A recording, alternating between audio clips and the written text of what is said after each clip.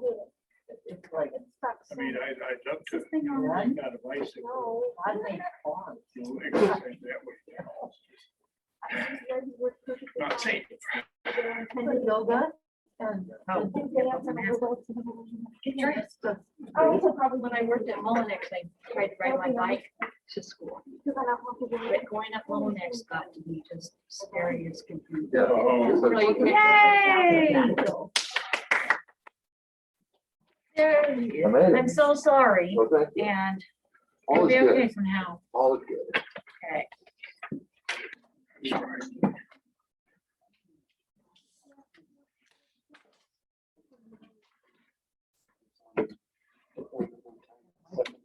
Oh.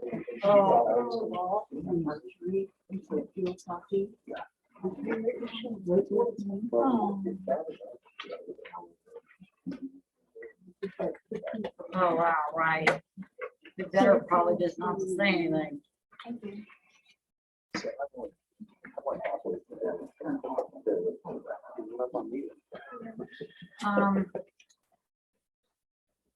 Yeah. Well, I took my blood pressure medication this morning. Every morning. Well, I do, Okay. and evening. Oh, dear, not bad. Once a day. in the morning. I was able to go Actually- offline after I retired. Actually, Told you what junior high teacher does. I fail to see the correlation. actually, it's been running at 132/7. That's perfect. Yeah. Walk medication.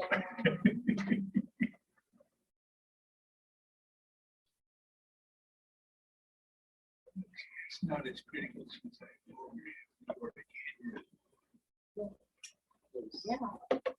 and that was because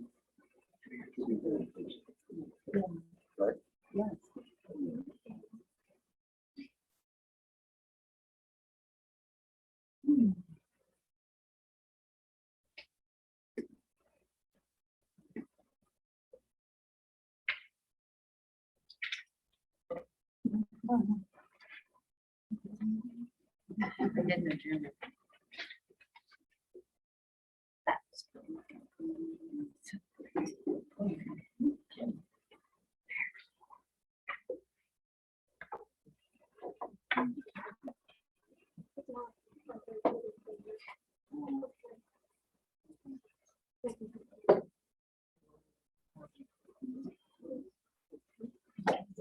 Just for you. I think I have 5. Certification.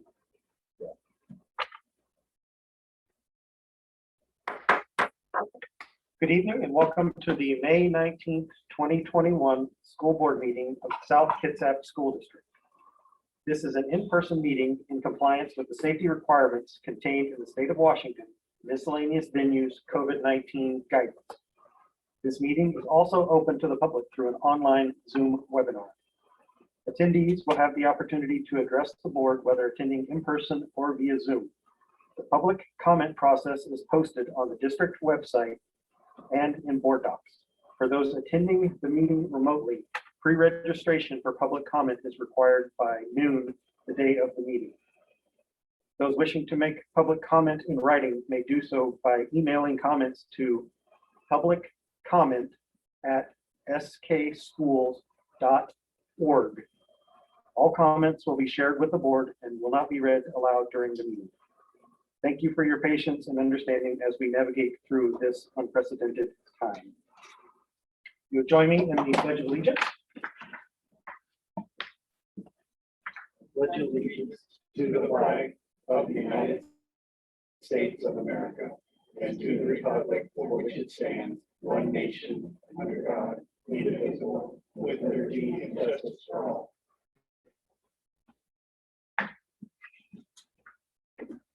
Item 1.02, established agenda. Are there any additions or modifications?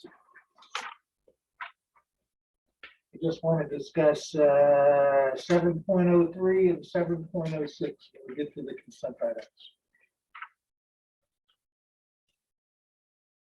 There is no objection. The motion to approve the agenda will be adopted. Hearing none, the agenda stands approved. Item 1.03, staff and student recognition. Superintendent Winter. Thank you. So again, an opportunity for us to recognize and celebrate some of our wonderful workers here in South Kitsap. So I will turn it over to Amy Miller to share tonight's staff and student recognition. Thank you, Superintendent Winter. First off, we have one retirement to celebrate today. Kathy Dixon is retiring from Discovery High School. She's the office coordinator there, and Kathy has more than 31 years of service in South Kitsap. So thank you so much for your dedication, Kathy. And the next one is a staff recognition piece. This is Molly Strand, and Molly is a kindergarten teacher at Mullinex Ridge, and she earned the 2021 Outstanding Young Educator Award from the Washington State Association for Supervision and Curriculum Development. You might know that as WSASCD. So Ms. Strand makes a difference in her students' lives and her colleagues' lives. She's a highly motivated individual who strives for success and professional life to help students overcome obstacles. She's respected and loved by students, staff, and parents, and always puts forth outstanding effort to exceed basic requirements with endless energy.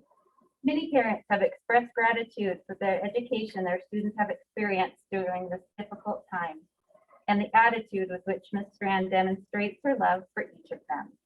So thank you, Molly. That's absolutely fantastic. We're proud of you. And here's a student recognition piece. The ROTC kids have really been cleaning up recently. So this is Cadet Holly Hasselbrock. She's a senior at South Kitsap High School, and she was awarded the Daughters of the American Revolution Leadership Medal. She also received an American flag from Representative Derek Kilmer, and the flag was flown over the U.S. Capitol building. Cadet Hasselbrook has served as leader in the battalion over the past couple of years and also served as chaplain. So well done, Molly. And the last one here is a couple of our DECA students did quite well at the international competition. Emily Irvine and Jessie Lacrosse Lambert, Jessie here tonight actually, placed fourth at the international DECA competition for their school-based enterprise retail operation project. So that's absolutely great. The international competition I know is really tough, so well done. That's it for recognition. Can we do a pan and we can all stand up like we did last time? Oh, yeah, because they can't see all of us clapping, so.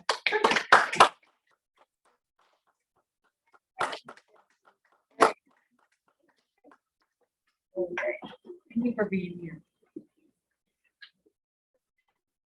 Thank you, Ms. Miller. Item 1.04, public comment. Have no cards and no pre-registrations. Item 2.01, school board student representative presentations. At this time, we have two candidates who will be making presentations to the board. They are Kai Wilson and Jessie Lacrosse Lambert. They have provided written applications and recommendations that we have reviewed, and now they will be recognized for up to 10 minutes for a presentation. So at this time, Kai Wilson.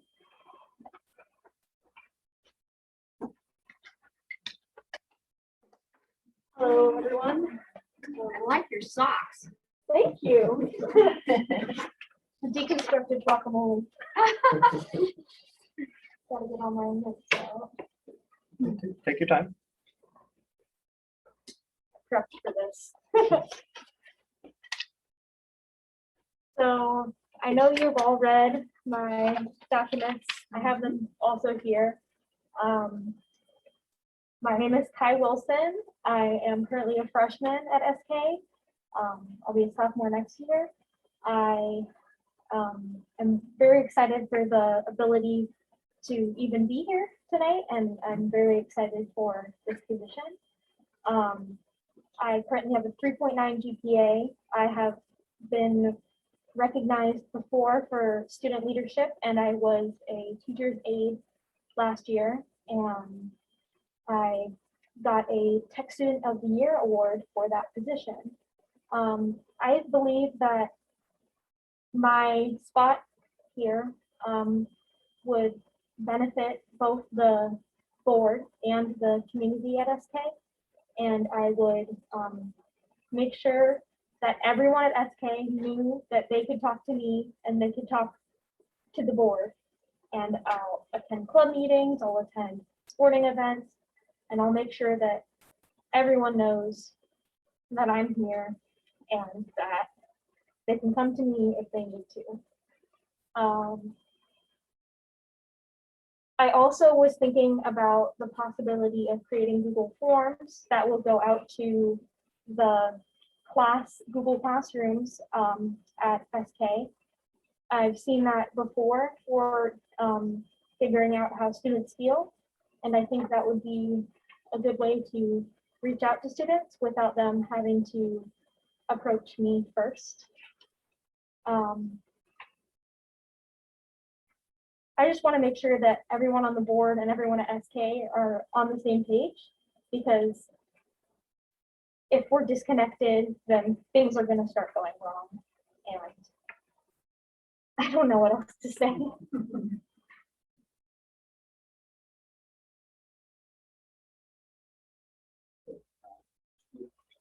Have about 8 minutes of unexpired time at your disposal. And, you know, having had sat in that same seat in front of this board to explain why I should be a part of this body, so I know full well how to do it. So you can take a deep breath, and you can, if you have something else that you'd like to cover, that's fine. Don't let us make you nervous, although that's probably common.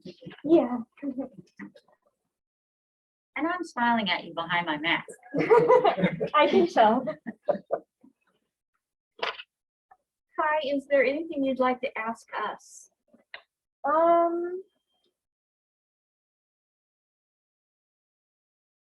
do you feel about the possibilities that this position brings forward, and the connections between SK and the board, and how that can make the entirety of the district a better place?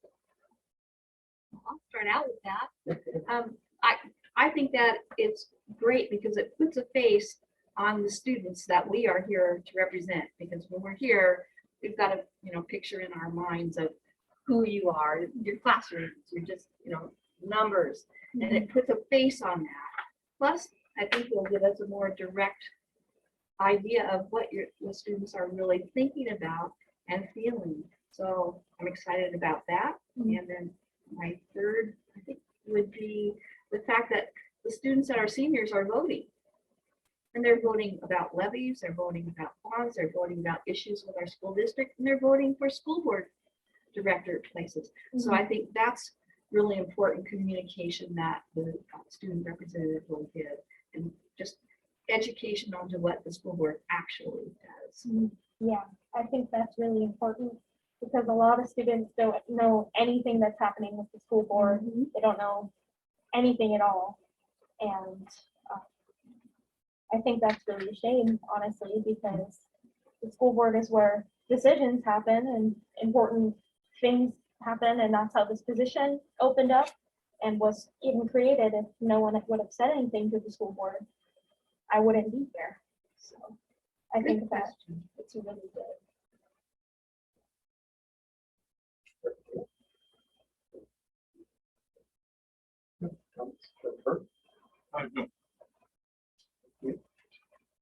Student voice is very important, and what I've learned serving on the school board, what is on paper and what's actual experience are oftentimes two totally different things. How is this affecting me? How is this affecting you? And as we talk about those things and get more information about just what is on paper, I think it's very, very valuable. And as our students become adults, to get involved, to know what's going on. Because I met someone recently and they said, I don't think I've ever met a board member, a school board member, like, right? I know that we are important and significant and make very important decisions. So thank you for applying, and I really appreciate your bravery to come here. We're not as scary as we may have seemed, right? Yeah. I just wanted to say, and this is applicable to both of you, that it is refreshing to see the best and brightest of South Kitsap applying and wanting to be a solution rather than just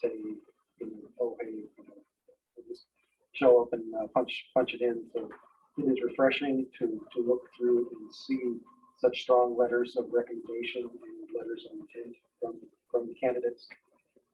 And I'm just amazed that at the same age that I was in the corner with the wallflowers, and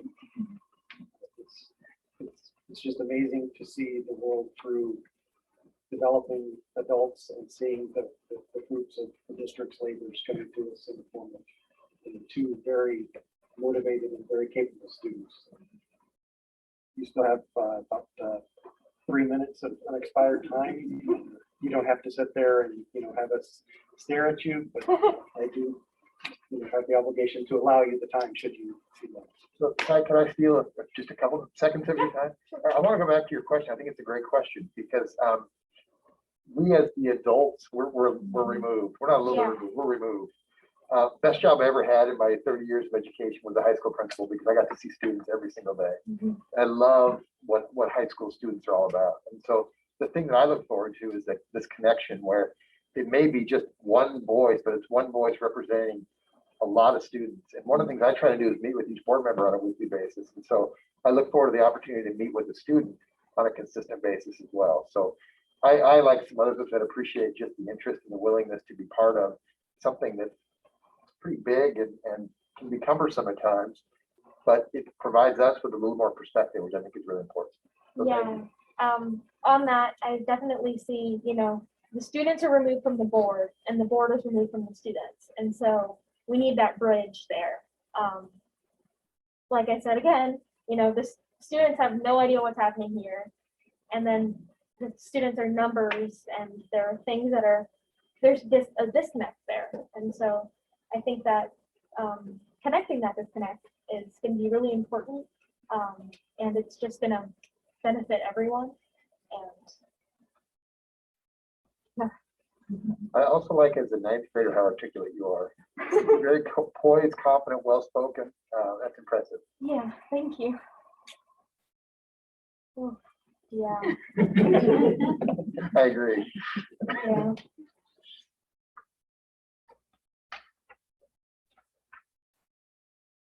At least we're not all wearing robes. But Yeah.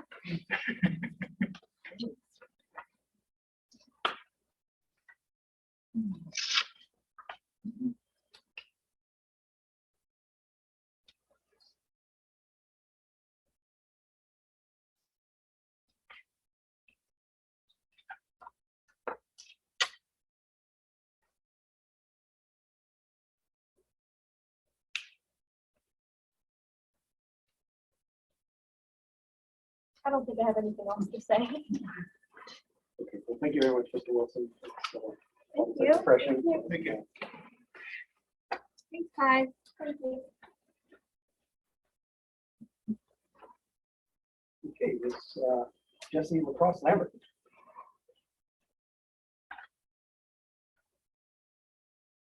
As before, you'll be recognized for up to 10 minutes to make us a presentation to the board. So the floor is yours. Welcome.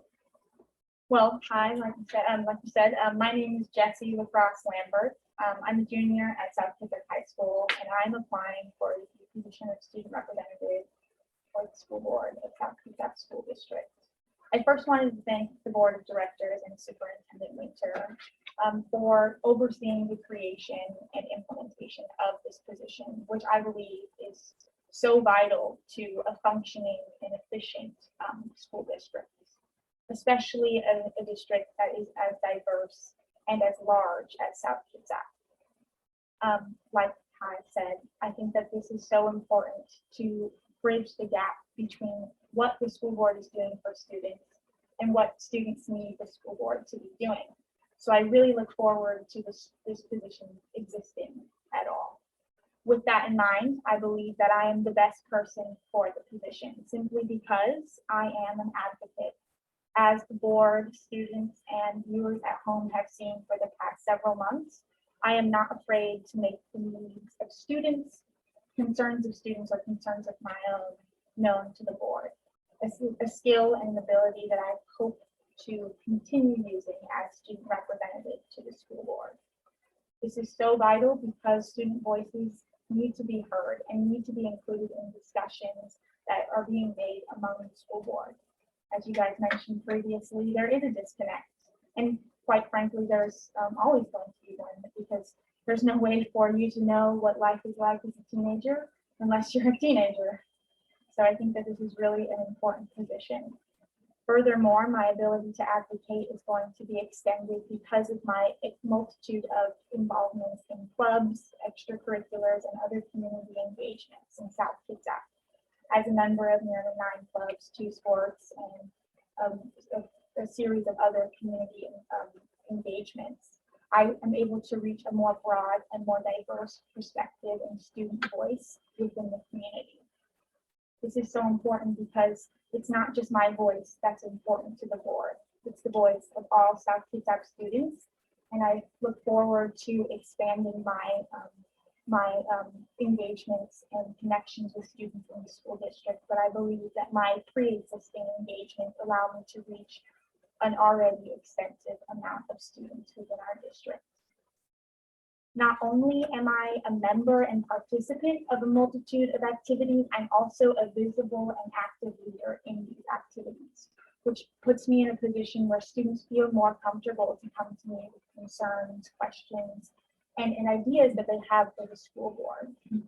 This is extremely important because even when students have concerns and there's a person to come to, they might not always feel comfortable. So I believe that my position as a leader and an active and visible participant will make that a more easy and more comfortable situation for students to voice their concerns and then be reflected to the school board. The most important part about this position for me is just, quite frankly, being creative. I would love to fill this position. I believe that I can represent the needs of students the best, but I'm just so excited for it to exist. I'm so passionate about representation, and I believe that everyone's voice should be heard. And while that may be an ambitious or unrealistic goal, it's something that I want to strive for, something that I will not quit for. So if I don't make it to 100%, I'm gonna make it to 99, you know? I'm gonna make it to 98 because I'm shooting for 100 in this district. And I know that you guys are too. So I really want to be a part of the team that can help us reach that 100%. So thank you guys so much for overseeing the creation and implementation of this policy. I want to specifically thank Director Berg for helping me create and draft the policy. But just a huge thank you guys for the creation of the policy and listening to me today. So that is all I have. I am very aware of how long school board meetings can last, so I'll let my 10 minutes expire. Yeah, thank you. Okay, thank you, Mrs. Frostheimer. It's, as I stated earlier, I'll let the other directors. Thank you for being here and thank you for your passion. I have appreciated you and seeing you and encountering you even in community. And so, and our personal conversations too. So just thank you for the inspiration that you are. Director Berg. Well, this, as I indicated, this isn't intended as an inquisition, so I don't have any questions. Director Lucy. My only question would be, do you have any questions? I don't necessarily have questions at the time, but I do have big plans. I do have some individual questions about other ways that we can have student voices heard, specifically a student council that I would love to engage with Superintendent Winteron. But you know, nothing specific to this meeting. Thank you. Director Gates. So for myself, like I did mention, that it was absolutely refreshing to see the best of the best of South Kitsap represented here this evening. Look forward to having the student representative on the board. And, thank you so much for the presentation and passion. Thank you. Ross Lambert?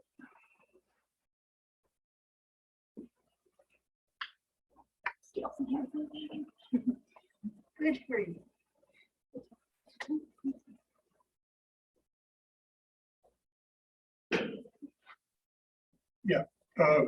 President Gabby, I have a motion.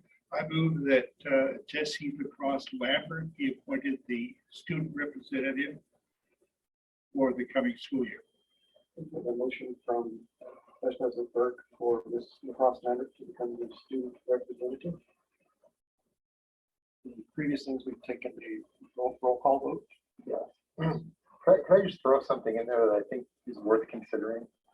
Changing representative to representatives. We've got two really high quality people sitting before us. And I guess the only question I'm asking myself is why not? I'm extremely impressed by the two people sitting here. We would benefit from both of them.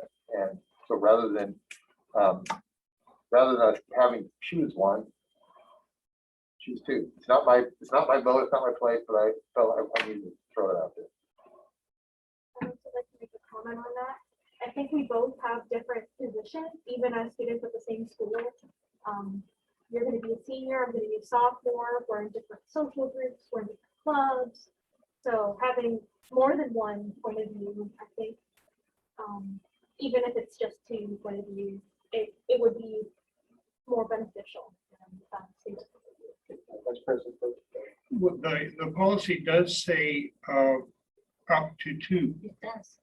So we could have the address the one motion and then have a second motion for a second position.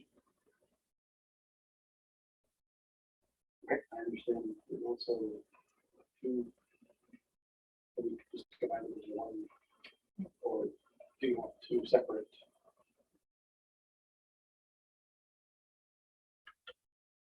It doesn't matter to me. Makes an assumption. Well, I probably think they should be separate. Okay, so we have They're two separate individuals. a motion from Vice President Burke on appointment of Ms. Lacrosse Lambert as the student representative, As a student representative for the following year. Director Deal? Well, then can I amend the proposal? Is that, please? Yes, you may. I would like to take the liberty that our policy allows. If I may, Yeah. I believe because is that I think we're all in violent agreement, and if we go through and just do this, then it will answer itself.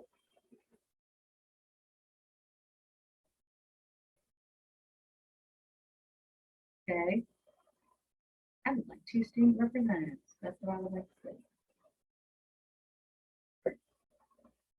So on the motion from Director Burke to appoint Ms. Lacrosse Lambert as a student representative.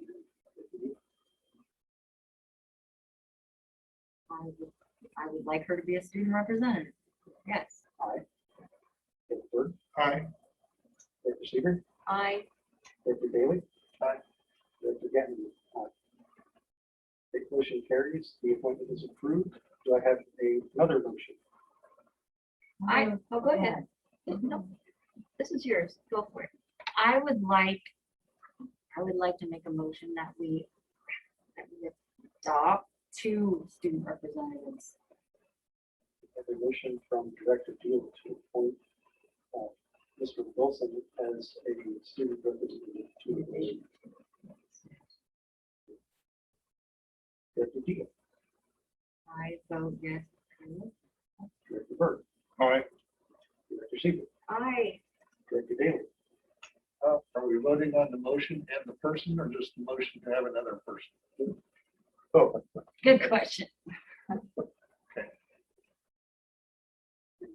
Gatten. Aye. motion is approved. And both candidates are approved for representative.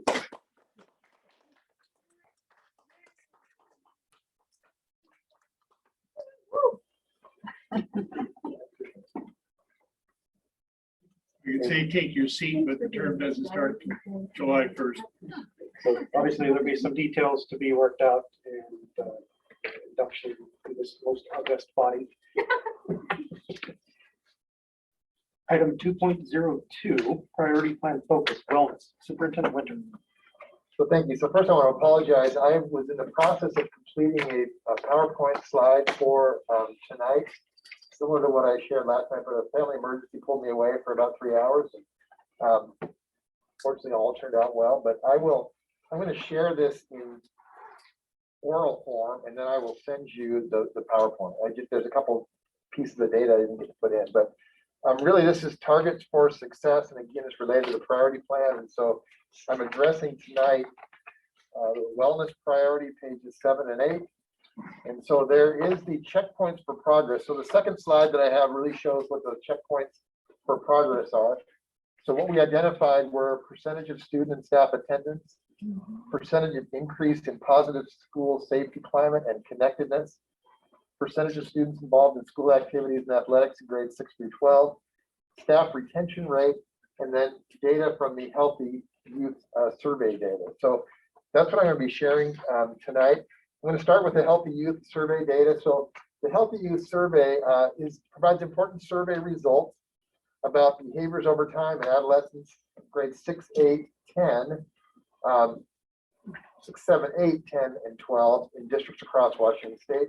It was first administered in 1988, and it reoccurs every 2 years. The pandemic, like everything else, it has disrupted what that looks like. So we'll actually be doing the next survey sometime next fall. And so what we've got is some old information or old data. But again, as we become accustomed to in the last 14 months, sometimes our data is old, but it establishes a baseline for our priority plan, our checkpoint to progress that will show growth moving forward. So one of the things I pulled out of the Healthy Youth Survey is a slide that says enjoyment of school. And that relates to increase in positive school safety climate and connectedness, but also relates to attendance. So in our own data that we received, I probably should have printed this a little bit bigger, but in grade 6, 57% of our students state that they have enjoyment of school compared to 51% as the state average. 38% of 8th graders, and that's equal to the state average, and 32% of 12th graders, again, equal to the state average. So again, this is data that's given to students, and they fill it out the way they want to fill it out. It's consistent data that we get. But I think based on that information, we have some work to do to increase the enjoyment of students in our schools. I think that's part of where our student representatives will help support that. Another piece of data from the Healthy Youth Survey was skipping school. So the percentage of students who report skipping one or more whole days of school in the last 4 weeks. So grade 6, 23% compared to 19% at the state. Grade 8, 18% compared to 14% at the state. And in grade 12, 19% compared to 27% at the state. So again, identify some areas where we need to continue to put some focus. Feeling safe at school, again, directs specifically related to that feeling of safety and connectedness. In grade 6, 83% of our students said they feel safe at school. That's equivalent to the state average. Grade 8, 76%, 80% is the state average, and in grade 12, 79%, 80% state average. And then lastly, on the Healthy Youth Survey, school involvement, opportunities for school involvement, percent of students who report that they have lots of chances for involvement in school activities. Not enough data in 6th grade, grade 8, 93% of students said they have opportunities for involvement, and that's the equivalent of the state. And in grade 12, 91%, and the state is 92. So that gives just some hard data on these checkpoints. It's a baseline because this data is a few years old, but when we get our data back for next year, we'll be able to compare that and see where that growth happens. I did check with our middle schools to get some data on middle school athletics and activities. That's another piece here, students involved in school activities and athletics. So we just showed in that last slide, there are a lot of students who feel they have opportunities. How many are taking advantage of that opportunity? And only heard back from Sedgwick, but in 2019-20, 402 participants in athletics and activities, and this year 312. So again, it's the numbers are what the numbers are, but we maintain in a lot of areas some similarities. At the high school level, athletics involvement, last year, 972 students participated in athletics or club sports. This year, 695. So that's a decrease. We would hope to be up over the 900 mark again for next year. I did get some data on student attendance. This is one of the slides I didn't have an opportunity to look into, but from 2020, this point, today, 2020 to today, 2021. In the elementary in 2020, we were at a 95% attendance rate. This year, we're at 92.8. In middle school, 94% attendance. Last year, this year, 92%. And in high school, last year, 92%. And this year, also really close to 92%. So our attendance data has remained fairly steady, even considering, but also keeping in mind attendance tracking has changed a little bit too, so we need to pay attention to that.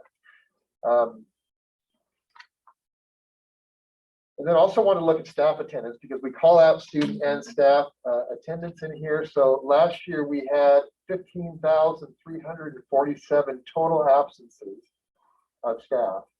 This year, 14,197, and we still have a few weeks to go. But there's actually less absences this year than last year. So that's some interesting information. Staff retention is another area of the checkpoint. What is the staff retention rate? In 1920, we had 140 either retirements, resignations, or other separations from the district. So far in 2020, 2021, we have 73. So that number will grow. We know it will grow because as time goes on, but we're not ballooning over the top of what we had before. But again, I apologize that I didn't have this ready to go, but I will send this in completed form to the board, and we will also post it on board docs, and we'll continue to provide information and data on how we're doing progress-wise. And this is just a surfacey layer. There's all sorts of other layers that play into this. So Healthy Youth Survey, for example, talks about alcohol and drug use, tobacco use, and other things like that. So we'll continue to talk about bullying and harassment as well. We'll continue to look at those pieces of data when we really focus on that.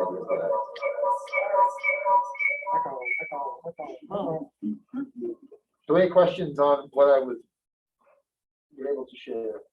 So this is taken every year, and it's, where is it published, or how do we get? So I combined a lot of different sources of the data. So the Healthy Youth Survey is every 2 years. Okay. And I believe that's on our website too. Yeah, I'll have to check. Yeah. That's a statewide thing. There's a lot of people who utilize it. ESBs utilize it. A lot of places are utilizing the Healthy Youth data. Utilize some great people in our district to get that data to me from attendance or athletics activities, those kind of things. So that's not necessarily housed. I mean, we've all got it. It's not necessarily displayed, but I think as we look at how we're growing here, that's the next phase, is to start to identify what are the numbers so we can see that growth happen. It's anonymous. I remember a few years ago, I would say probably 4 or 5 by now, there was a concern about this survey, and has something changed recently? Because if it's anonymous, it should be. Yeah, there's always surveys like this, whether it's Healthy Youth Survey or some others, usually have some concern just because of the questions that they ask. But we make sure we go through as a school district and preview the questions, and the state does the same thing. So I would guess that we will hear in the fall that there'll be some people who have some concerns, but it is anonymous. There's no way to track it. It tells us a story, but with that story, there's a lot of other factors that go with that too. So I think it's good data, but I wouldn't say it is 100% accurate data, but it's good data because it's consistent. Well, where is it? Is it anywhere on our data dashboard? No. Question for her? Just a comment, it's so nice to have this roadmap and the fact that we're actually starting to use it because it's going to give us measurable checkpoints. So thank you. Dr. Dale? So the state, I'm not sure what I was expecting here, but the state and also the district is putting a lot of money behind wellness. So how are we going to gauge whether use of those resources is effective? In other words, how many people are involved? We obviously have Mona Johnson that's heading up a wellness directorate. So how many people have we hired or are involved in, like I said, there's state money coming, or there was state money coming. How much money are we putting in and what are we expecting to happen out of wellness? So I think I'll go to your second question first. What are we expecting to happen? We're expecting to see an increase in attendance, a decrease in skipping, a decrease in students feeling bullied, harassed. It's a cultural piece, so that's part of it. I also think that there's going to be, I think mental health issues, awareness of those issues are really critical and really important. So the more comfortable we can get addressing those, the better we're going to be.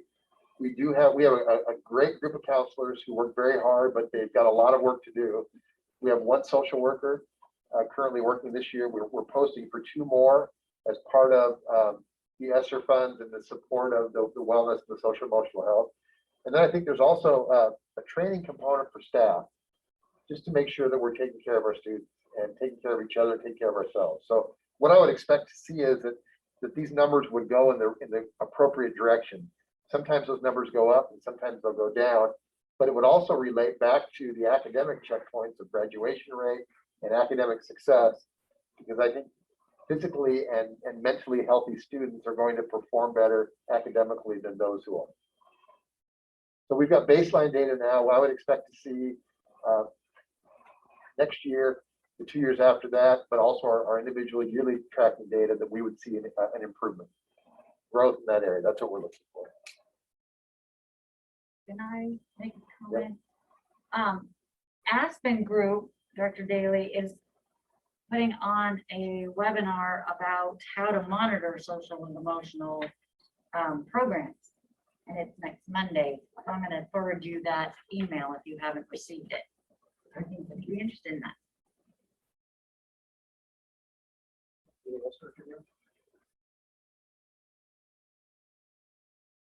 No.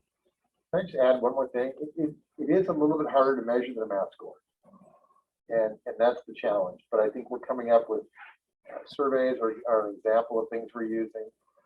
We're looking at any kind of data from like a healthy youth survey, but we're working on perception surveys that we can put out to students and community parents on a yearly basis, so we continue to build that baseline and then grow on that data. So we're continuing to work on measurables on this topic because it's not as easy as looking at a state assessment score.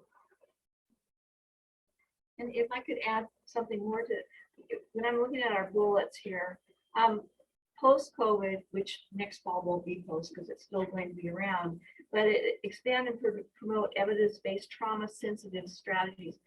We're going to have people afraid to come back to school. We have children coming back to school that have not had socialization.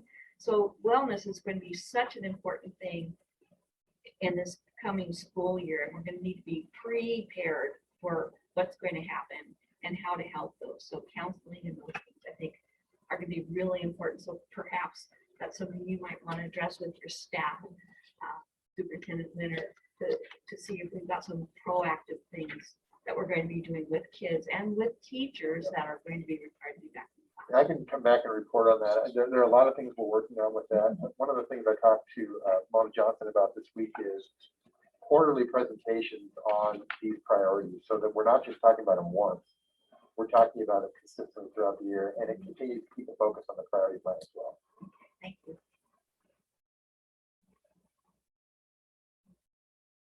Thank you, Superintendent Winter. Item 2. 2023. Financial report for April 2021. Superintendent Winters. So thank you. As we do on a monthly basis, we go over the financial report. So tonight is April of 2021. So I would invite Assistant Superintendent Farmer to the Zoom room to share with us tonight's budget status report. Jennifer. Thank you, Superintendent Winter. Good evening, Board of Directors, and a moment of indulgence. It's always hard to follow Tim, but let me congratulate our 2 new student members of the board. What a pleasure to have you aboard. Look forward to working with you. So tonight we have the budget status report for April of 2021. Some summary notes for you this evening. Our expenses are under projection for the school year so far. As we discussed very recently, we had restricted our hiring and our spending through the year due to our decreased enrollment.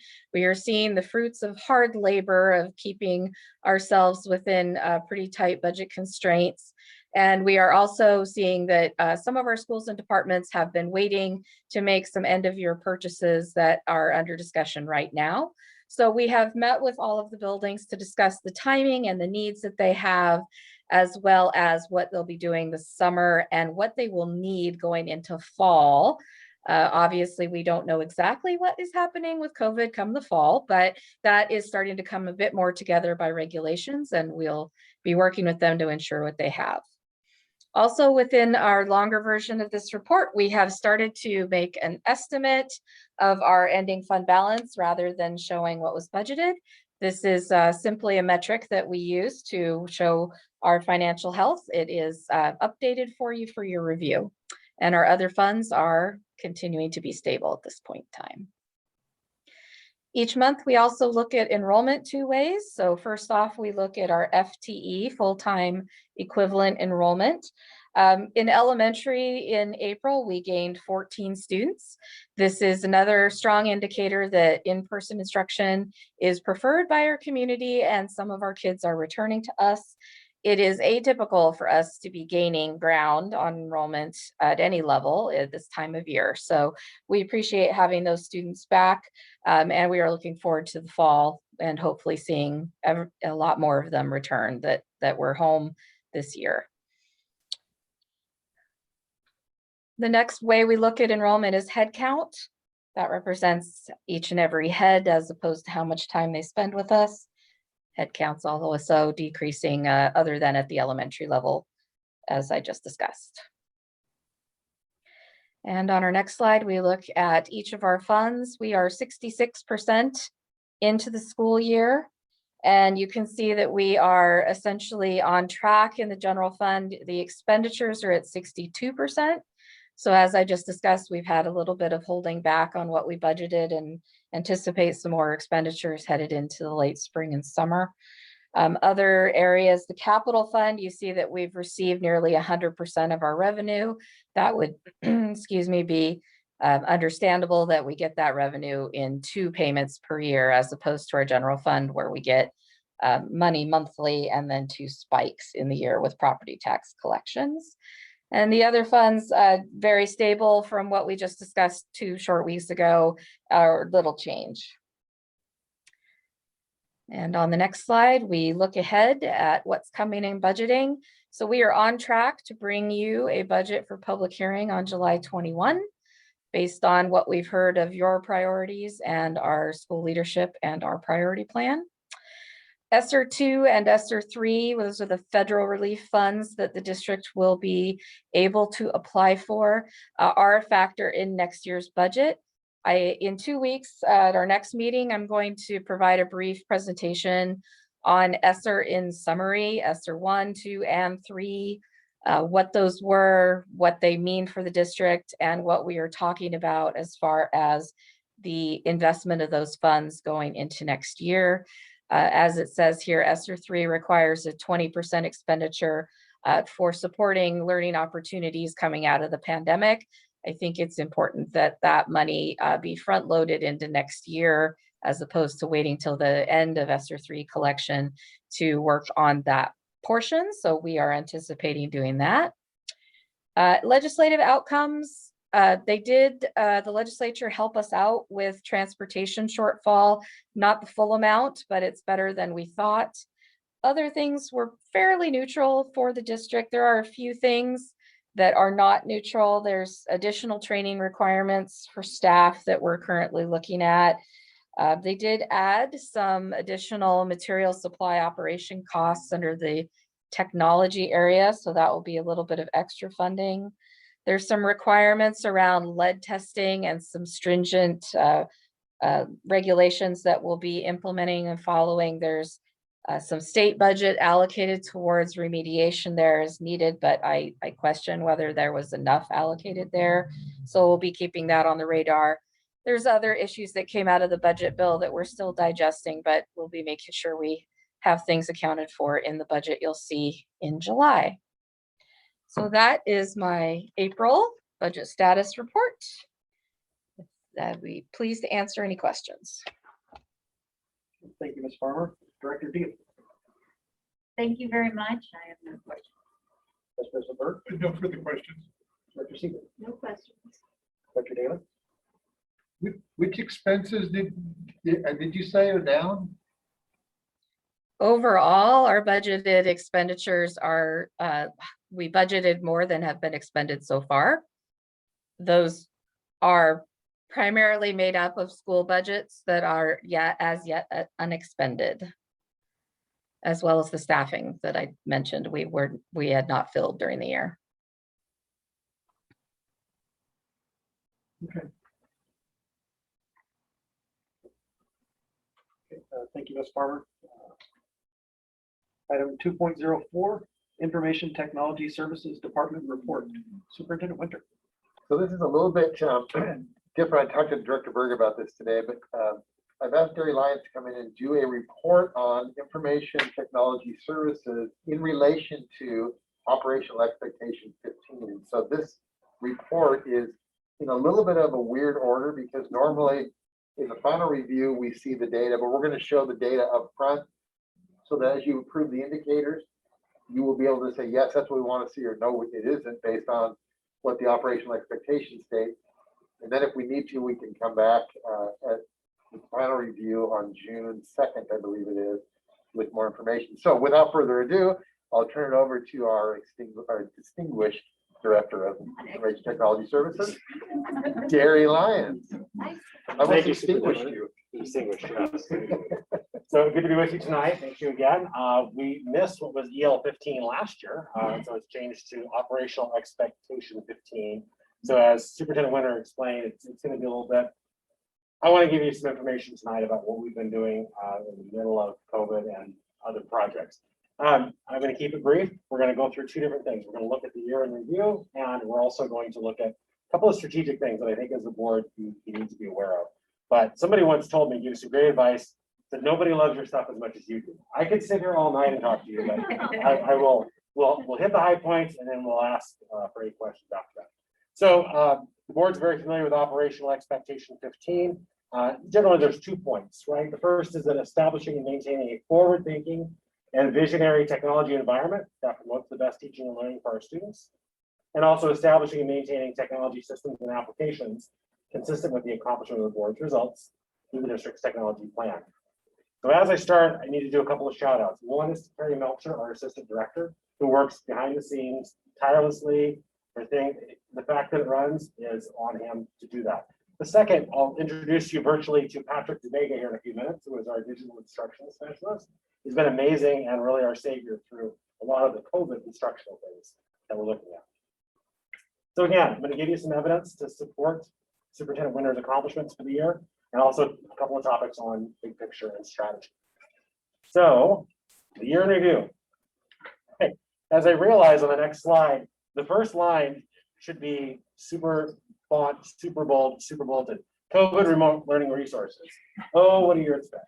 So when we turned the corner last March from, oh, we think this might be a weekend project, we ended up, and we'll drill on more details of this in just a minute, but thousands of Chromebooks on these kids, changing instruction on a dime.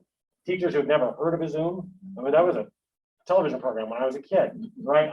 We did amazing things with that. So that in and of itself, I think, is the huge accomplishment of the year. But that's not all. So again, we've had some capital fund projects that were already in the hopper for last summer and we accomplished those.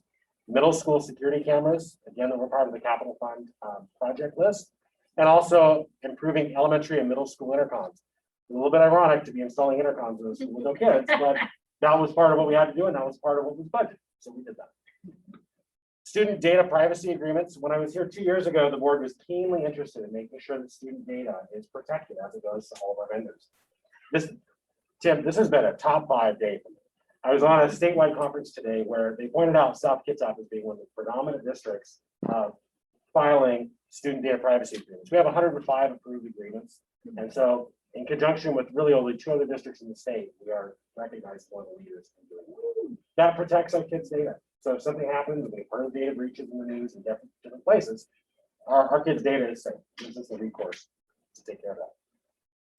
Other funding sources, network switches in phase 2. The E-rate funding cycle, you remember, is a multi-year process. We start planning, 18 months ahead of when we do things. So again, those wheels were already rolling, and we'll talk about that as we look at our summary slide in a couple minutes. One of the things that was also rolling was student email in grades 6 through 12. So that was rolled out successfully. Copier replacement project, every 5 years, if the copiers get tired, it's time to replace. So we've successfully supported districts and the schools in doing that. And also one-to-one device planning and procurement. We'll talk more in those details, but we are positioned as promised to have one-to-one devices for all secondary students next year. And you may be looking at me and going, but don't we already have one-to-one devices? Didn't COVID make us do that? Yeah, the formal plan, along with all the supports and learning expectations, will be in place for next year. So on the next slide, we'll drill down a little more into what happened with our COVID resources. I am so proud of our district, and not just my department, but our schools, our principals, everyone who lended a hand. 5,700 student Chromebooks checked out for home use. We were in a one-to-one district a year ago. How do you take them out of carts? How do you get them to kids? Remember a year ago, you didn't touch the gas pump at Costco, right? How do we navigate all of that? So the fact that we turned it around and we changed to a remote model really is something to be proud of. I want to point out teacher laptops and mobility. We several years ago made the decision based on the high school schedule transition to get teachers laptops because they were moving in from the buildings. Wasn't that a smart investment? Because if teachers didn't have laptops as of last June, we would have been scrambling to do that. Lead time on laptops right now is about 16 weeks. So we've heard of product constraints. So we're positioned well to be able to take care of that. For students that didn't have internet access, we have 220 mobile Wi-Fi hotspots that we put into place last year, and mostly in this year. But again, students who needed internet access at home, as best we could. There are some students that live in places that there's just no way to get them internet access. But as best we could, we've done that. I appreciate Tim's willingness when he was at a meeting with OSPI and they said, how are you doing on devices? And he said, we need devices. And so the OSPI got us devices. So those netbooks, they're not Chromebooks, they're not laptops, they're kind of in between, but those are devices that have now gone home with kids. So we have kids who didn't have devices at home before, but now have them. That Gary's referred to as the gift that keeps on giving, because it was 2,500 free netbooks that required a lot of work on the team in ITS to make happen, but they did an amazing job. So I'll be careful next time I say yes. And what's my slogan? There's no such thing Yes. as a free computer. So but I do appreciate Tim's leadership and saying, hey, there's a need here. We'll take this. One of the things we've had to do internally is, as all of these devices went home, we didn't have an infrastructure in place to do a lot of remote patching. There's devices we haven't seen in over a year. So on the technical side of things, making sure that we're protected there. We're going to talk more about the protection piece here in a few minutes. On the next slide, you'll meet Patrick DeVega, who is our digital TOSA, teacher on special assignment, also known as our digital instructional specialist. And he was very instrumental in helping to create support resources for online learning. To help those teachers who didn't know Zoom from a Google Classroom to those who needed some strategies. So remote learning, this is a snapshot of the website that Patrick has created. It's very pretty, but it's also very deep. And so things around the core tools that our teachers use, looking at Google Classroom, which is our learning management system, Google Drive, Screencastify, which is a recording tool that they use, Zoom video conferencing, and just some general things about our adopted curriculum. So Patrick has been amazing in help doing that. So that's kind of looking at the year. So if we pause there just to look back, As I do with each of the presentations, I want to talk about our current technical status. So this is the nuts and the bolts. The next slide has a lot of data on it. But what's important is to try and simplify in a way that you're able to understand where our blessings are and where our pain points are. So you might remember several years ago, the boxes on the left were typically red and yellow. And so we have made a lot of investments in helping balance that core infrastructure. So our WAN bandwidth, the connection between our schools to the internet, the core switching and LAN switching, all the things that live in the closets and keep us connected, they're all green. We're in a good place with that. We're not experiencing any failures. Everything is in serviceable dates. We'll talk about a goal for next year of backup power. And you go, why do we care about backup power? Here's an interesting thing we learned. 10 years ago, if the power went out, how did you use your computer? You didn't. Well, guess what? Now that I have Chromebooks that are battery powered, connected to a wireless network, why does learning have to stop when the power goes out? So, okay, so there were some projects we already had rolling but that's one of the struggles we have. So it's going to be our next area of emphasis is around improving the backup power. That's not putting generators at every school. That's making sure our network, our IT infrastructure, all of that keeps running when the power goes out. It's also important because that provides power for our phones. That provides power for our access control systems and things like that. So we need that to be solid. Wireless, that's one of the big questions I'm getting from principals for 1-to-1 next year. How are we with wireless? The wireless system was well designed when it's put in and has the capacity and the coverage to be able to handle that. Phone handsets is another area that it's a necessary evil every few years. They're getting older. Everything on this list, left in its own aging devices, continues to be great, right? So we have to keep making those investments, which I appreciate the board's support in doing that. Intercom systems, you'll see those boxes are green based on the capital levy work from last summer. Access control, security cameras is the next one. You'll notice the middle schools and the high school are green. That was the focus of the capital levy. You'll notice there are red boxes in other places where there have been some other homegrown or non-standard systems that have gone in. And you'll also notice the elementary boxes are gray. There is no funding source. There is no identified project at this point for elementary campus. So the next squares of access control, again, as part of the levy, we have completed the access control projects for our schools. Once again, you'll notice the green boxes at the top, we're supporting our schools. Yeah, the red boxes at the bottom, our support buildings, are not as high of a priority now. Should be, but there's no funding identified at this point for that. It's interesting, I left the file server column in there. I was on another call today, actually with my colleague in Peninsula, and he says, this might be the last file server I ever bought. We're going to talk a little bit about subscriptions and the pricing model, but I would expect next year that column goes away because that's not really a model that we use anymore. The last two columns are helpful. The numbers that are there are indicate the average number of devices. I'm going to start with Chromebooks first. Two things. One, this year represents the end of the bubble of what I call the SBAC testing bubble. Back in 2016-17, we bought tons of Chromebooks because we're doing SBAC testing. Well, it just so happens this is the end of the bubble, and it's the beginning of the COVID bubble. So using ESSER funds and other things, and some levy funds to be able to purchase new devices, we have refreshed. This is where we start next year. So we start with Chromebooks in a really good place next year. 1-to-1 devices for our secondary kids. And the average age of devices across all of our schools really in a good range. So that's the good news. The number is the age of the average of the units. Right. Yeah. So right now, if you went to Burley Glenwood, the average age of the Chromebook units in that school are 1.3 years. So that same number applies, unfortunately, to the Windows PCs column, which, like I said, everything left to its own is going to continue to age. So that's another area we're looking at. How do we emphasize that? Teacher laptops are going to come up for renewal pretty soon. Because again, when we did the bubble before, we started with Chromebooks and then we did teacher laptops.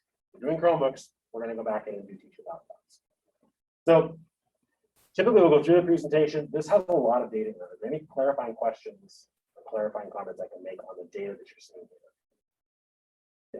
I don't know where this applies, but the infrastructure versus, wireless, how does that, where is that? How is that? Right. So the first three left columns that you're seeing here, that's all the stuff that exists to routers and switches and all the core components to keep things running. The wireless column is all of the wireless access points that we have to do that. So that's the background stuff. The things in the middle are more services that are provided, and then the things on the right are the devices. That's the question. Doing what? Okay, great.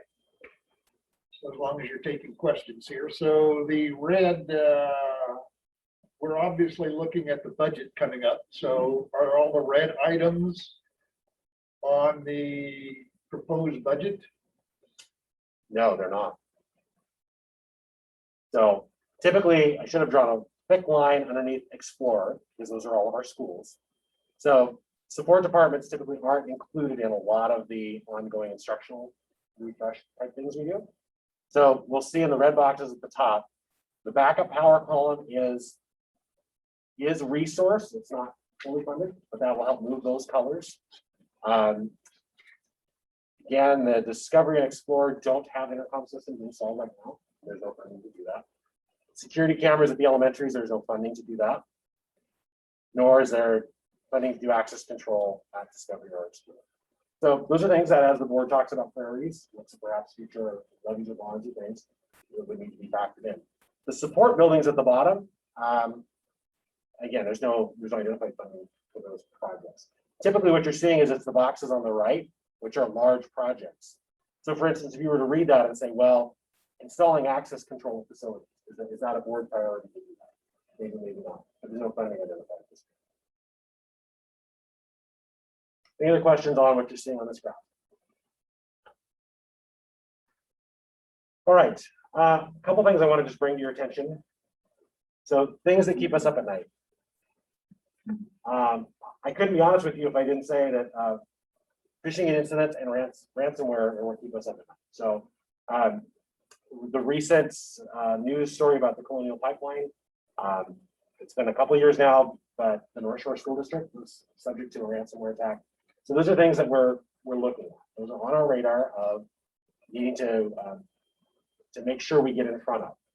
Unfortunately, phishing is a human-related thing. It's not a systems thing. We engage with a third-party firm for penetration testing. So if there's people that are trying to get into our network, and we're monitoring all those things and making sure that they don't, as it's often referred to, the hard, crunchy exterior, to make sure. But the problem is, if somebody clicks the link in an email, and gives away their password. So again, back to thank you to Kerry Melcher, who does a lot of work. I'll get emails from him Saturday night at 9 o'clock. Okay, we got another one, and he goes through and cleans things up. So penetration testing is important. Multi-factor authentication during our annual risk assessment with our risk management for insurance folks. There's a lot of questions about multi-factor authentication. Type in your password, it buzzes your phone. If you have online banking, you're probably accustomed to that. There were a lot of questions this year. So if I look to my crystal ball, I'm thinking that's going to be something that comes up on our radar that we're going to need to address. So we're doing some initial testing with that.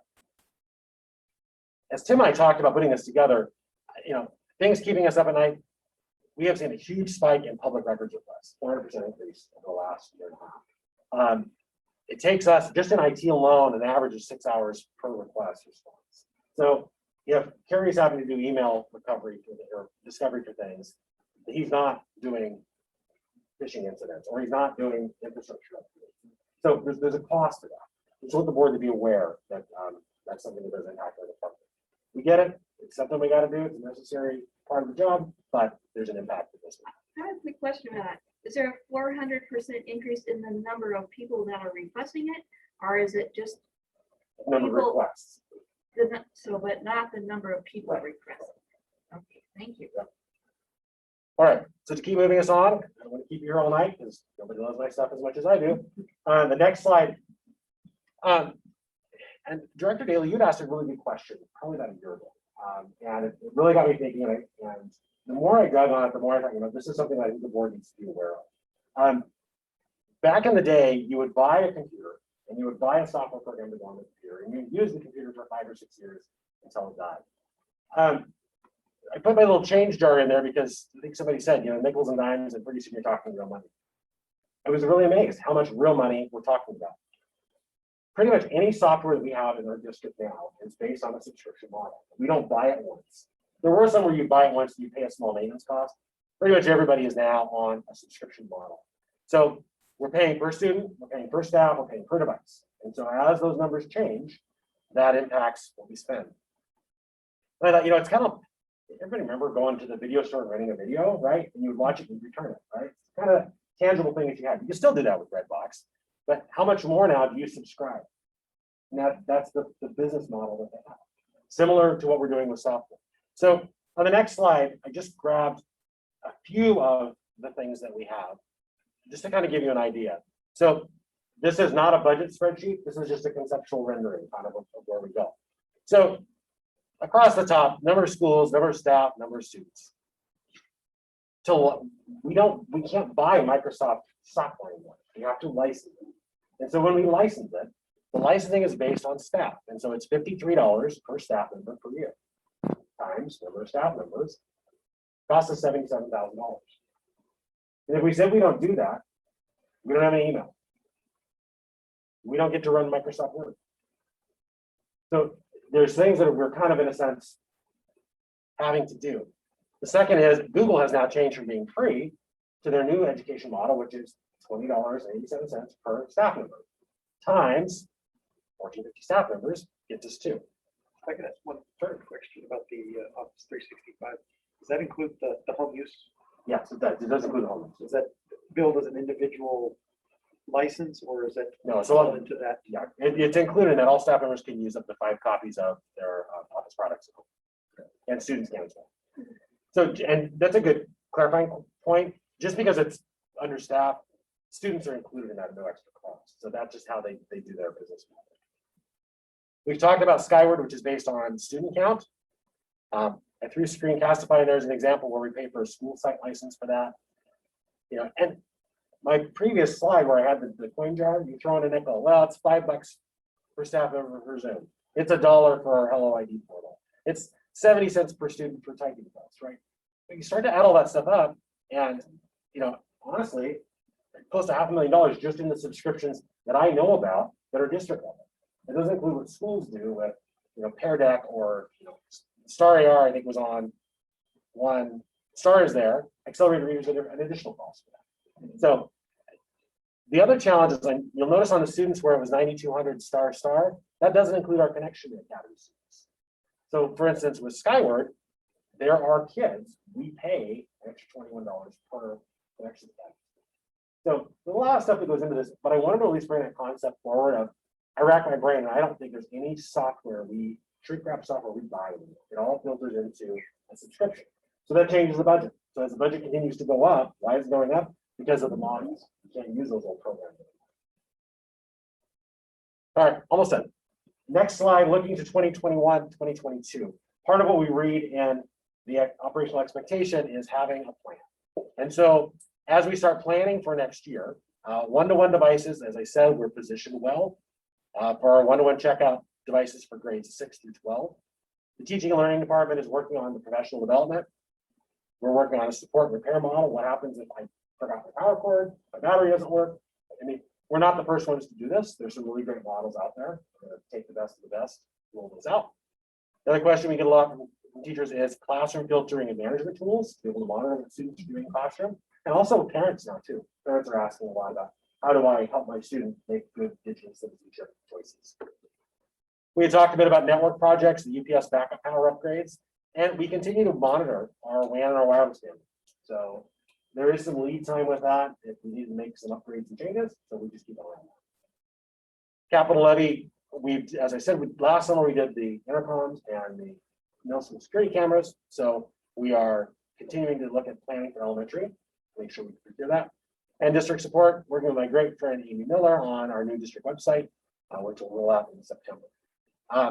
This box is only so big, but those are the highlights that we have thus far. So any questions I can answer on what you see this one? No other questions? No questions. Yeah, I've got a couple here. So I'd like to go back to slide 10, if you would, please.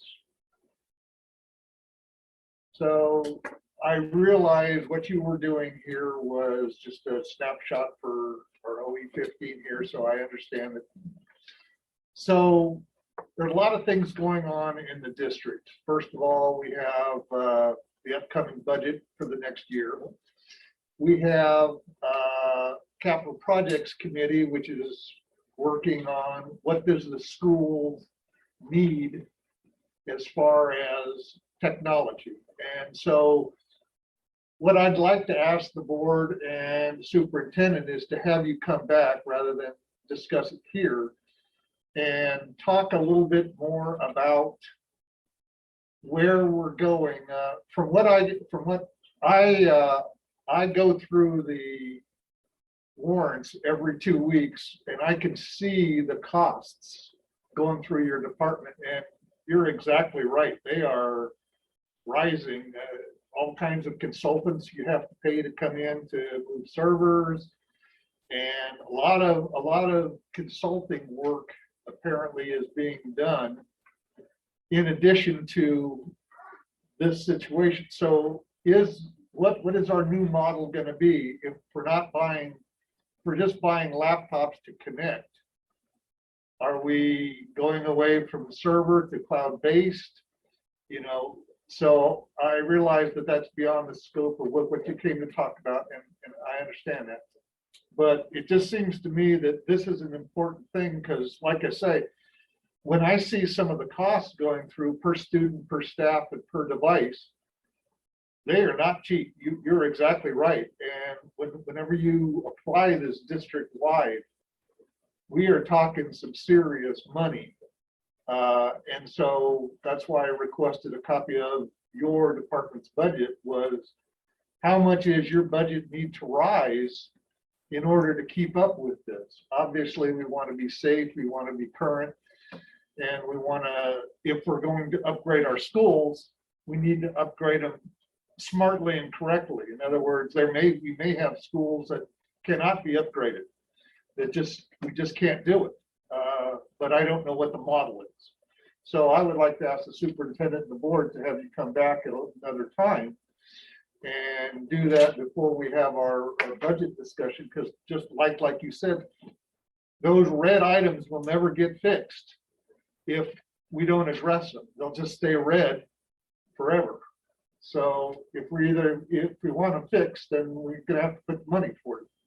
And if we have a limited budget, then we put it here in technology, then it needs to come out of here. So we all know how the zero sum game is. So anyway, that was all I wanted to do, is just ask you to come back again, because I think that this is a very important part of, technology is changing by the day, and you know that more than I ever will. But we're going to have to make a stab and a guess of where it's going to be, even to start the school year. And what, one of my questions was, we have the 2,500 netbooks versus the Chromebooks. Well, that just complicates the situation of maintenance and stuff like that. But are we going to go to more netbooks and less Chromebooks, or are we going to go to more Chromebooks and phase out the netbooks? And those are things that you're going to work out. But those were just some things that I think, at least I would like to know as we get closer. If your budget is inadequate, now would be the time to say that. So, And I'll ask more quick. Sure, of course. Specific questions. Of course. But anyway, so thank you. I was looking over your cost matrix here, and these are all obviously their application, but your cost of security, both the firewall and all that kind of stuff, similar magnitude as Probably a similar magnitude, yeah, and that, so for instance, the indicator with that would be, like with a firewall, it's based on bandwidth. So as we move to one-to-one, as we have more devices, as we use more bandwidth, then it becomes a bigger firewall, bigger, more devices, more antivirus, things like that. So, but yeah, similar concept.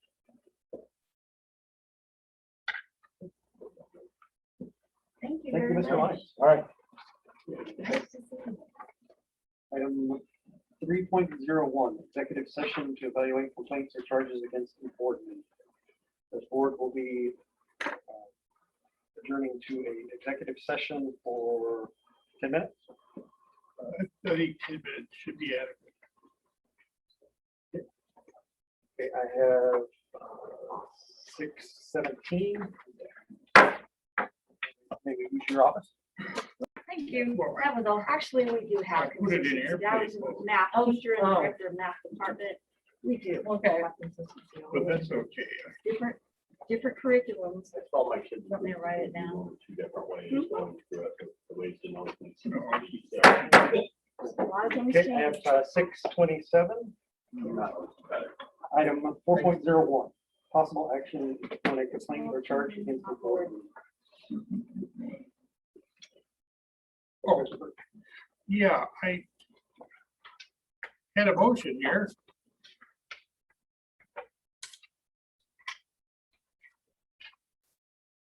Yes, I move that after reviewing Director Berg's response to the allegations presented against him at the April 21, 2021 board meeting by Director Daly, the board finds that Director Daly's accusations against Director Berg are baseless, without merit, and dilatory, and directs the board president to expend no more time or effort by himself or others in further investigation of the allegations against Director Berg. The motion from Vice President Berg, discussion. Well, since it addresses me, I'm going to comment on it. No comment. So why, was this included in the agenda earlier? So that the public was aware of it? No, you sent it to all the directors, so that's not good. Second part is why are you defending yourself instead of somebody else? I haven't seen the response that I asked for from Director Gatenby. So until I see a response, it's not done. Third, I've heard comments from you and others about interfering in investigations, and yet that's what you're doing right here. You're telling him to cut off the investigation. There may be new allegations, and you're telling him not to do any more. So that looks to me like straight into, you're telling the board that we're stopping things. So I don't understand why this defense of you, this is under the purview of the director, has nothing. I'm not even sure why we're taking up board time to even do this. So not at all. This is way out of line. You're trying to stop a legal process. Nobody knows what the charges were except for, unless you've been notified. So unless the other directors know, I'm not sure what they were voting on. Okay. So I'm not sure why we're even involved in this. It's not going to save you. The damage is already done. Director Daly, the text on him as a board member are out. Do you have any? Part of the discussion, he sits here defending himself. I have a right to defend myself. This has nothing to do with the Director Daly. It doesn't. It says by Director Daly's accusations against Director Berg are baseless, without merit, dilatory, and that has nothing to do with me. It's nothing to do with the charges nor the presentation that you chose not to be a part of 10 minutes ago. So, Well, it needs to be public. I gave you those charges in public, and they'll be in public. and I will remind the director that it is at the discretion of the quote unquote accused as to whether or not it is in public or not. He exerted his right for us to evaluate it in an executive session, which we did, which you did not participate. Okay. So, any further discussion?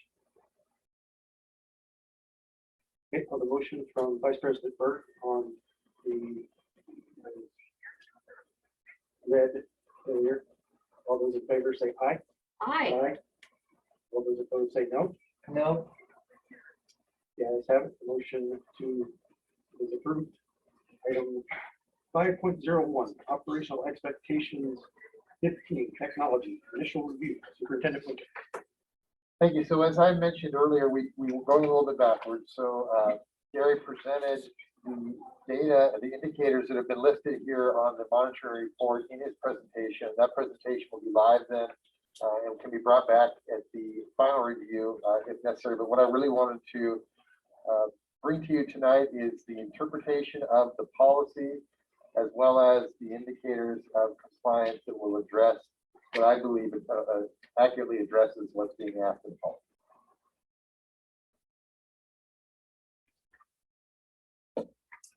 Vice President Burke, do you have the sheet that we used last time? Yes, I do. I got two of them for you.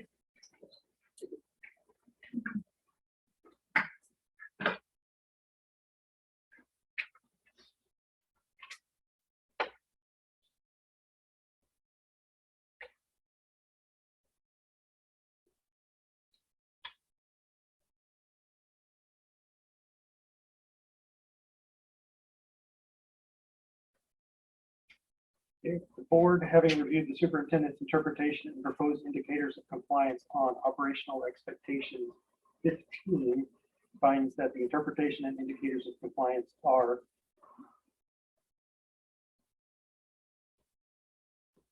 Reasonable.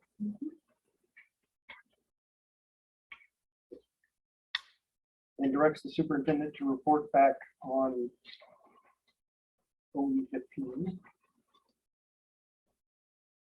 with data on the indicators for compliance or with revised interpretation or indicators of compliance. The report back on would be the date. Report back on June 2nd.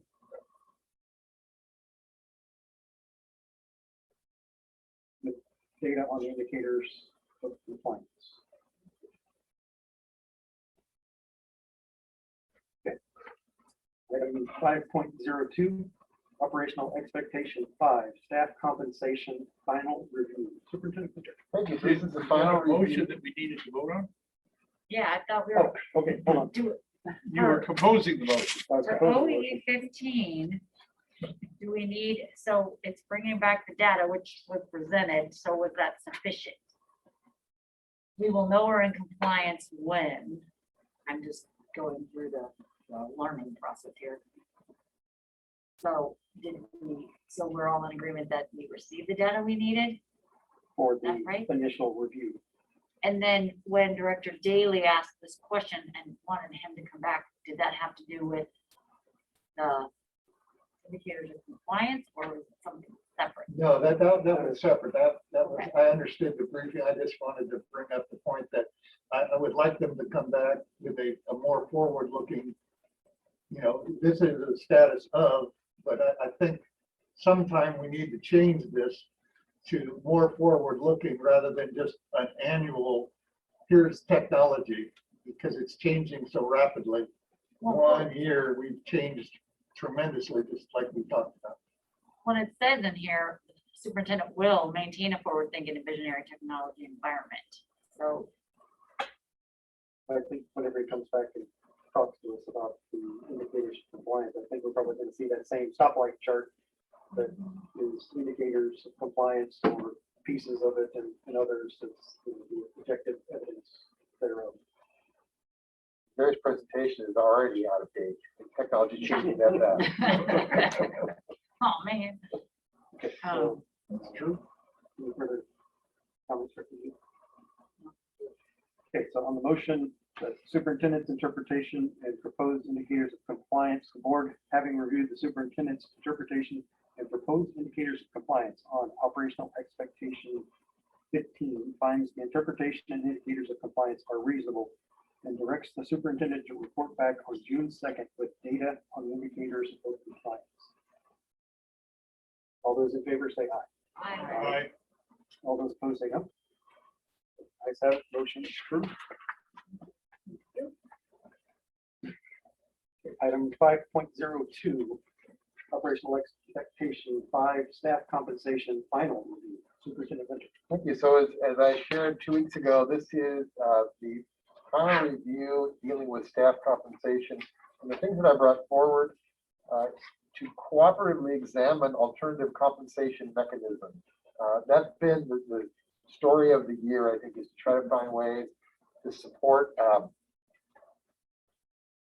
the financial compensation of a lot of different employees, a lot of different groups. So I included in this, well, actually, they're not included on board docs, but they're on the website where we know they are, the bargaining agreements for SKEA, SEIU, PSE, SCAP, SKCA, and then also non-rep policies and procedures that show some of that creativity that we've used.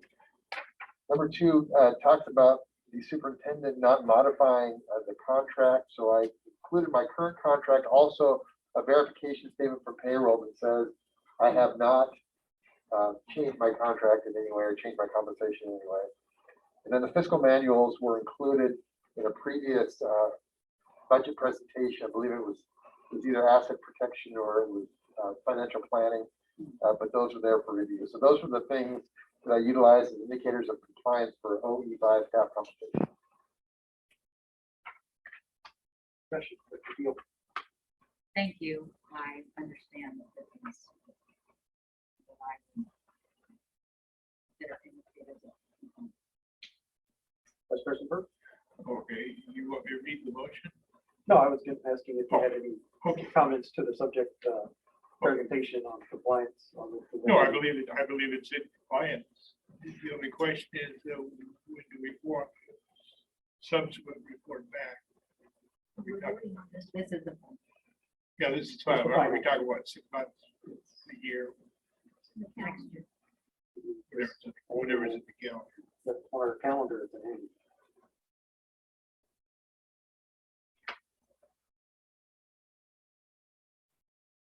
One of the things we'll be proposing when we look at calendar for next year is a change in order that makes a little more sense and potentially a change in volume. So the number of times we present. So that's something we can work out, but Robbie and I have already gone to work on trying to piece that together. Great.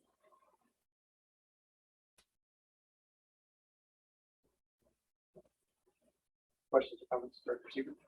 I don't have any questions. I just one clarifying comment for people about indicator number one is I think that the superintendent and the district have done a really good job, especially this year, examining alternative compensation mechanisms.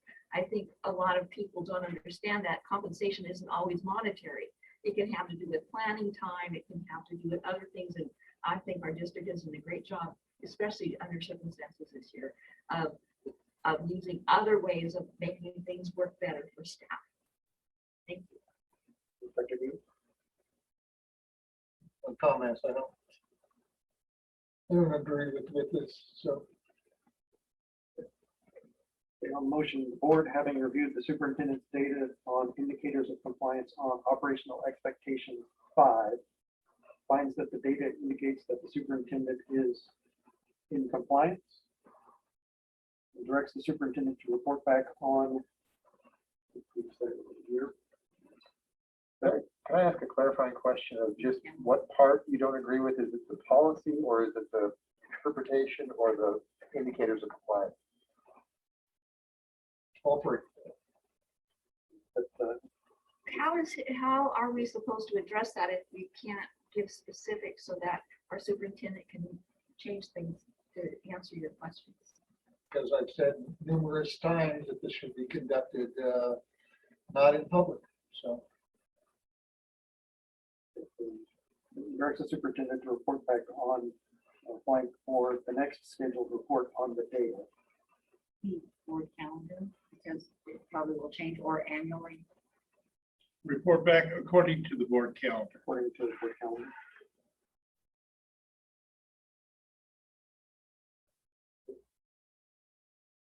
All those in favor say aye. Aye. Aye. All those opposed say no. Ayes have it. Motion is approved. Just for a second, Bobby. Item 5.03, operational expectations 6, staff evaluation, final review. Superintendent Winter.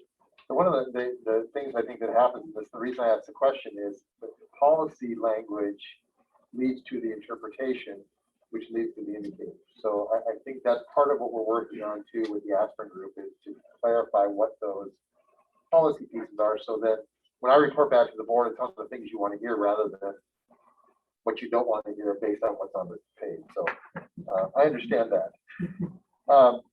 So in this is all about staff evaluation. There was a request by Director Deal to have anonymous copy of, a redacted copy of a distinguished evaluation and an evaluation that wasn't so distinguished. And so that was included in the executive content and board docs as a sample.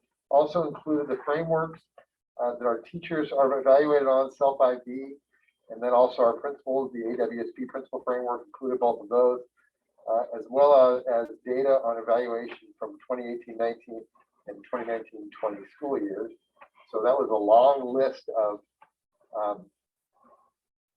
names. Well, I guess there were no names; those were all redacted too.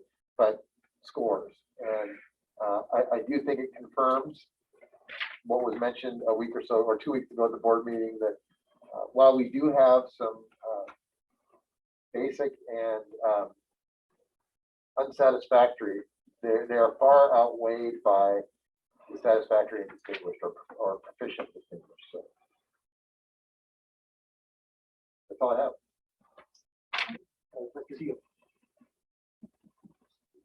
So the 82 pages is the annual board report. Is that right? Because it talks about annual report to the board. Is that on, where are you looking at board docs? I'm on board docs and it says OE6 evidence summary of staff evaluation. Yeah, so that, what I asked for is just redacting all names, all evidence of who it was, but just a list of scores essentially. And looking at a couple of years worth of scores to show that we're A, tracking it, and B, to get a glimpse of what those evaluations look like. And because I was a little confused about the annual reports to the board, because being here as long as I haven't actually seen one, and I'm not sure why exactly, which is kind of, no, it is the reason why I'm very interested in, the details of this process. So the question that I would have on that is an annual report to the board separate from the presentation of OE6, or is it part of? Right? Very good question. I like this summary of staff evaluations. And so we have categories, or is it, this is very good. Thank you. That's what I want to say about that. So short of a presentation and slides, it's not really a report in that sense, but it does give you an indication of what's going on in our evaluation system. Right. And we can fine tune that as we go to provide a report, I'll say, just so that we're aware that we're monitoring it, we're evaluating its effectiveness as well as evaluating the effectiveness of our employees. Well, I'm confident that you're doing it. Well, like Director Daly has brought, prove it. It's right. I need to know that it is versus, oh, you said so? Okay, great. Which is the trust piece, absolutely. But that's something that's very, very important, I'm finding, and that a community member can go on here for public content and find these monitoring reports and how we've monitored. So thank you very much. One of the things that I think we have done a good job of over the course of the last year is that we've turned our monitoring reports into data-driven rather than this is just what I did. Sure. So Absolutely. that's been effective, and I think we're on the right path on that. Yes. And it does take some digging at times, but we have to know what we're talking about rather than just think what we're talking about. And I think Gary's presentation was a good example. There's a lot of data out there, and we're picking and choosing. And so I appreciate the question of, can we bring more forward on a specific topic? And we're always willing to do that, give the direction. Mr. Burke? No comment. I'm looking at the sample two evaluations. That gives us a little more idea of the actual process. Director Seaver? I thought it was really great that the superintendent included copies of the different types of evaluations, because I hadn't before this thought of the fact that most of the board had never seen what the evaluation system looked like. And so how could you know what it was? And also the fact that TPEP and things are admitted, they're given to the district. We don't come up with how we evaluate them. We're given the evaluations that the district needs to do. And then there's training for the people that are doing the evaluation. So that's the first time I've seen that presented to the board. So that was a thumbs up to me. And also, we hire the best. So it shouldn't be a shock that we have 3s and 4s for the majority of our employees. They've got support from their administrators. They've got support from their collaboration. So I think the fact that we have very few 4 evaluations is just a compliment to the people that we hire in the district. Thank you, Director Dale. Okay, I had no further comments or questions.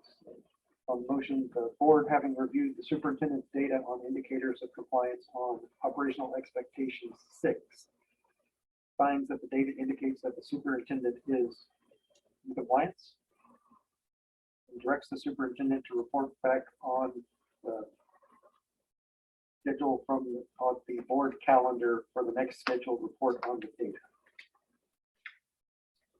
All those in favor say aye. Aye. All those opposed say no. Ayes have it, motion is approved. Item 6.01, board linkages.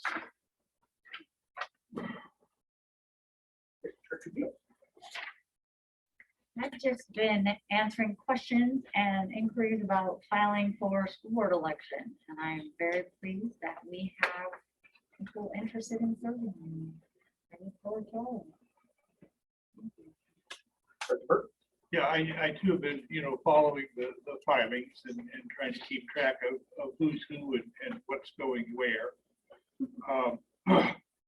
As far as communication with the public, I have taken my old website that I previously used in the campaign, which is berg4sk.org, and I'm converting that to an informational website.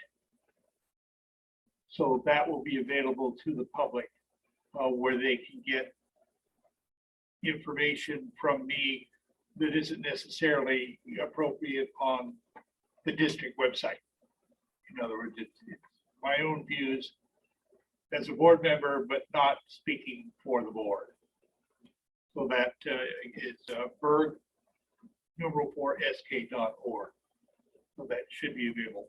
And yeah. I had one PDC. I had in my URL for my Facebook site had the word FOR4. And I was asked to remove that by the PDC because it caused confusion that I was once again running on independent candidacy. Just a word of caution. Well, when I renewed the domain name, that technically triggered a PDC requirement for the 2021 reelection. Okay. So, yeah, whatever. Also, the material that was presented in the executive session, now that final action has been taken on that, it will be publicly available on that website. So by tomorrow, anybody can look and see the 70-page document that we are reviewing. I sure enjoyed seeing the graduate signs out and about, and I've run into a couple of kids at the end of their driveways on my daily walks. It's been so nice to be able to, congratulations, and you're graduating, I'm so proud of you. And so it's nice to see those. I hope we see more and more of them.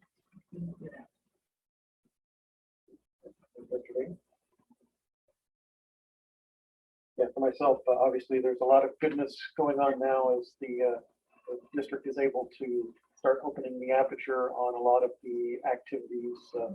There's one of those graduate signs in my front yard, by the way.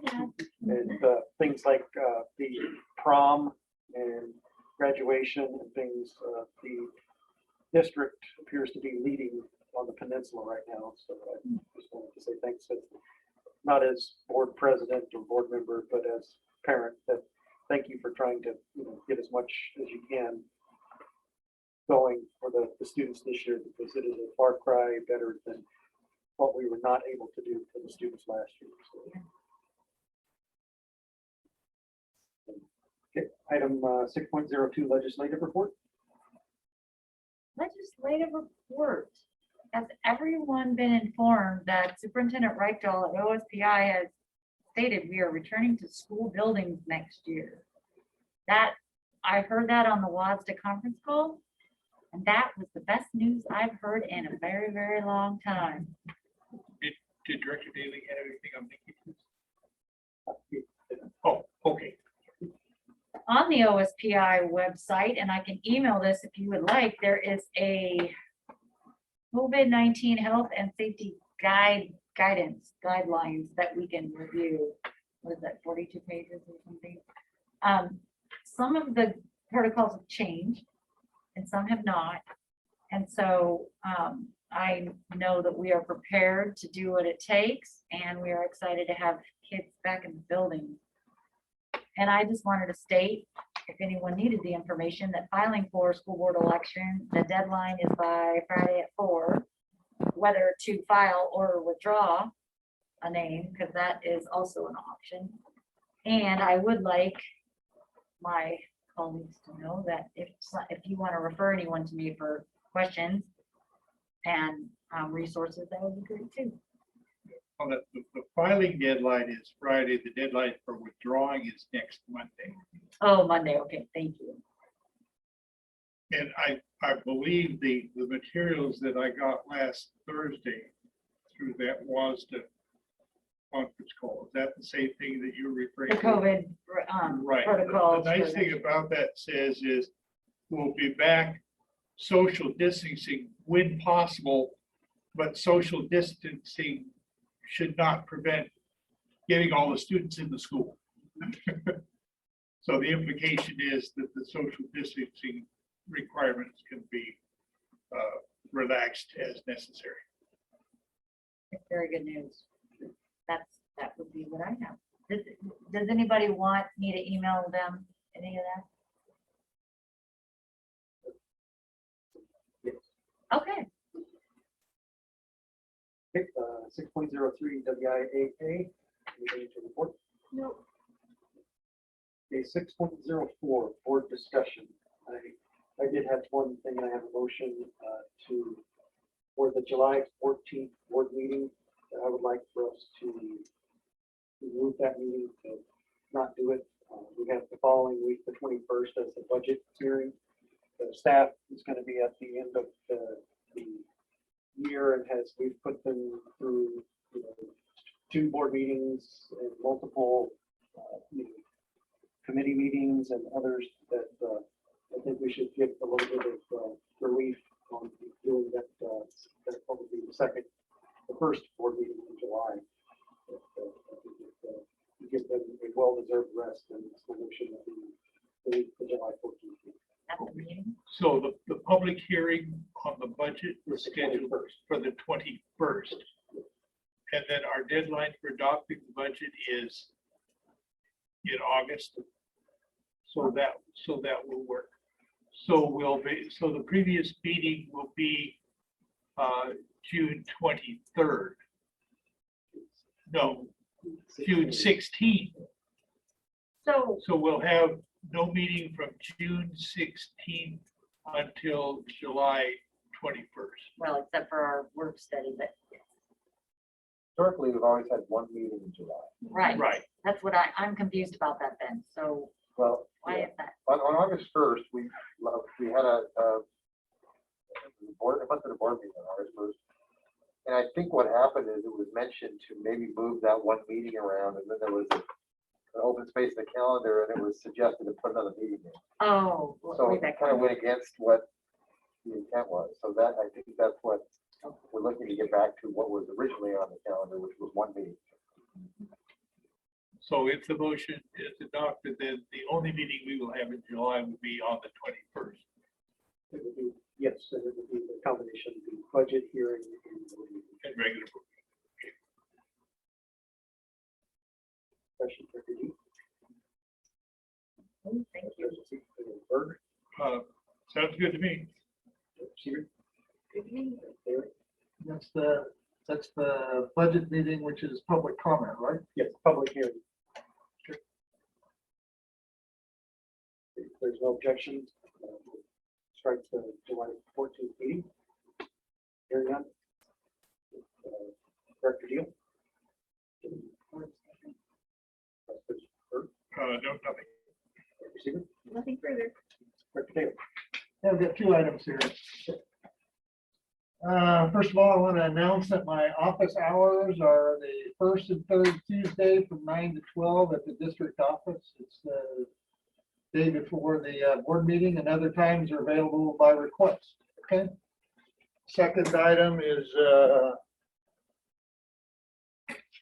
these are my alleged complaints against Director Gattenby and Director Seaman. I need a point of order. Point of order. Is violation of rules to present charges against another member without having it assigned to an investigating committee first. Point of order is well taken. The motion, the action should be ruled out of order. I don't think so. If I remember right, you proposed a motion to censure me in front of everybody and to investigate me, and you didn't even, first of all, tell me, and you told the press and everybody else. You smeared my name all over everybody, so this is well within order. Director Berg. And I would remind Director Daly that we have taken no formal action against you. We've taken no assignments away from you. You're still on all the committees.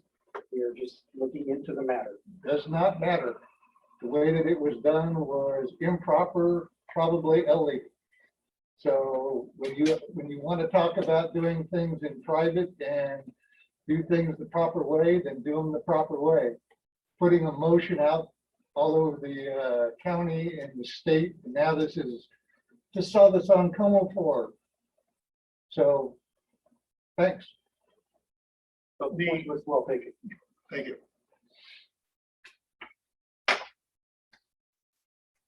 But you can return the envelopes. No, you can't return the envelopes because those are a matter of public record.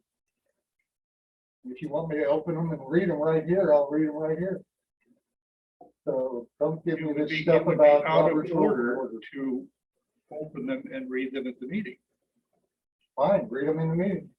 It would be in order for you to move to appoint an investigating committee to consider Nope. that information. That is the only way that you can take that action, and that's the way. Nope. That's the way it was done on January Nope. 21st. Was Nope. appointing an investigating committee. Nope.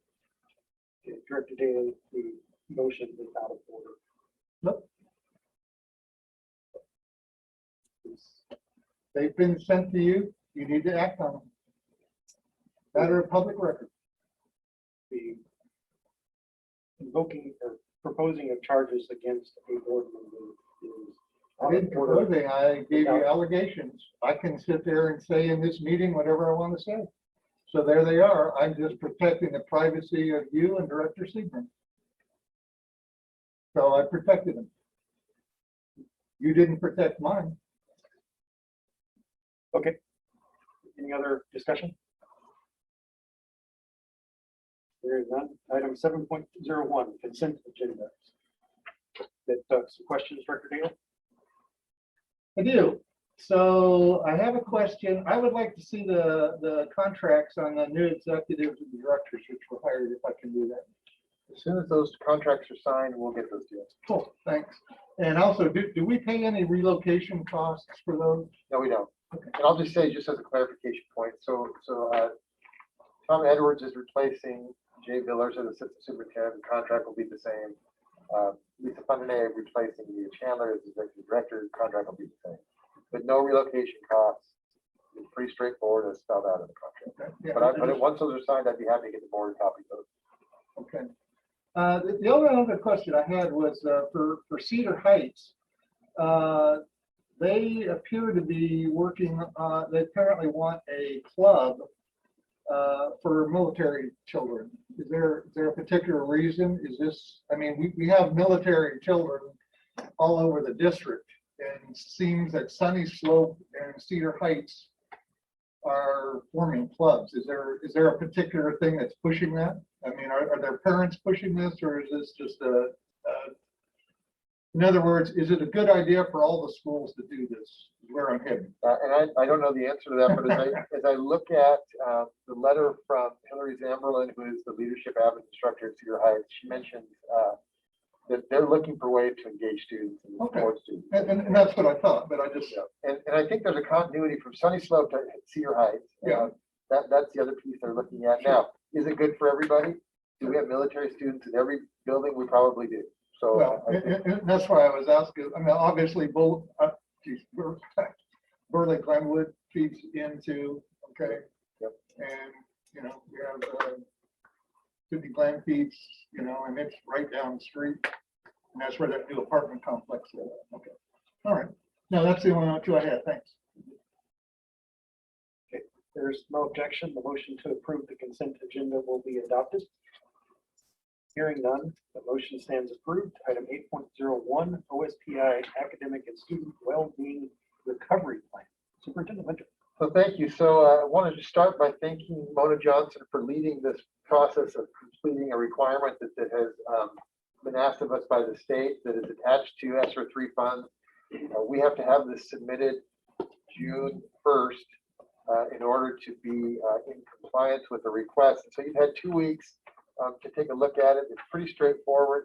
What they've really asked for is what kinds of supports are we providing our students in the terms of what we're now phrasing as learning opportunity versus learning loss or learning recovery, and really want to really address it head on, that we've got some work we want to do with our students. So there's some boxes we can check there. There's also some diagnostic screening assessment tools. They want to know what we're using, both for academic and social emotional. So that's another piece that we were able to put together. And then as you go through, and these are all of these on this list are, they've provided us, and it's just a big menu of things that we're supposed to go through. And then there's the equity component in here as well that we've also attached to this. So again, a little bit of a formality, but it's something I think is important. And we really approached it from a perspective of, if we're going to do it, let's not just make it a box to check or a hoop to jump through, but let's make it valuable. And so there's been some positive things that have already come out of this and will continue to come out of this pending approval by the board tonight. Discussion. No questions. No questions. So what do we expect this to do for our students? I mean, obviously, we have a requirement from OSPI. I got that. We need to send in a form. And the form is to get ESSR funds. Is that It's correct? connected to that. It's also, though, an expectation as we prepare for the start of school next year that we have these things in place and really focused on what they're calling learning recovery. What do we need to do to make sure our students are getting what they need when they come back? So are we also going to use this for summer school? Yes. Okay. And I think the other thing on the point of this is we've learned some things by going through and looking at this. Do we have adequate tools and assessment tools to make sure that we're accurately looking at what our students need? And in some cases, yes, in some cases, no. And on the no side, what we've done is we've added some things in so that we do meet what we would have as an expectation to make sure we're addressing the needs of our students.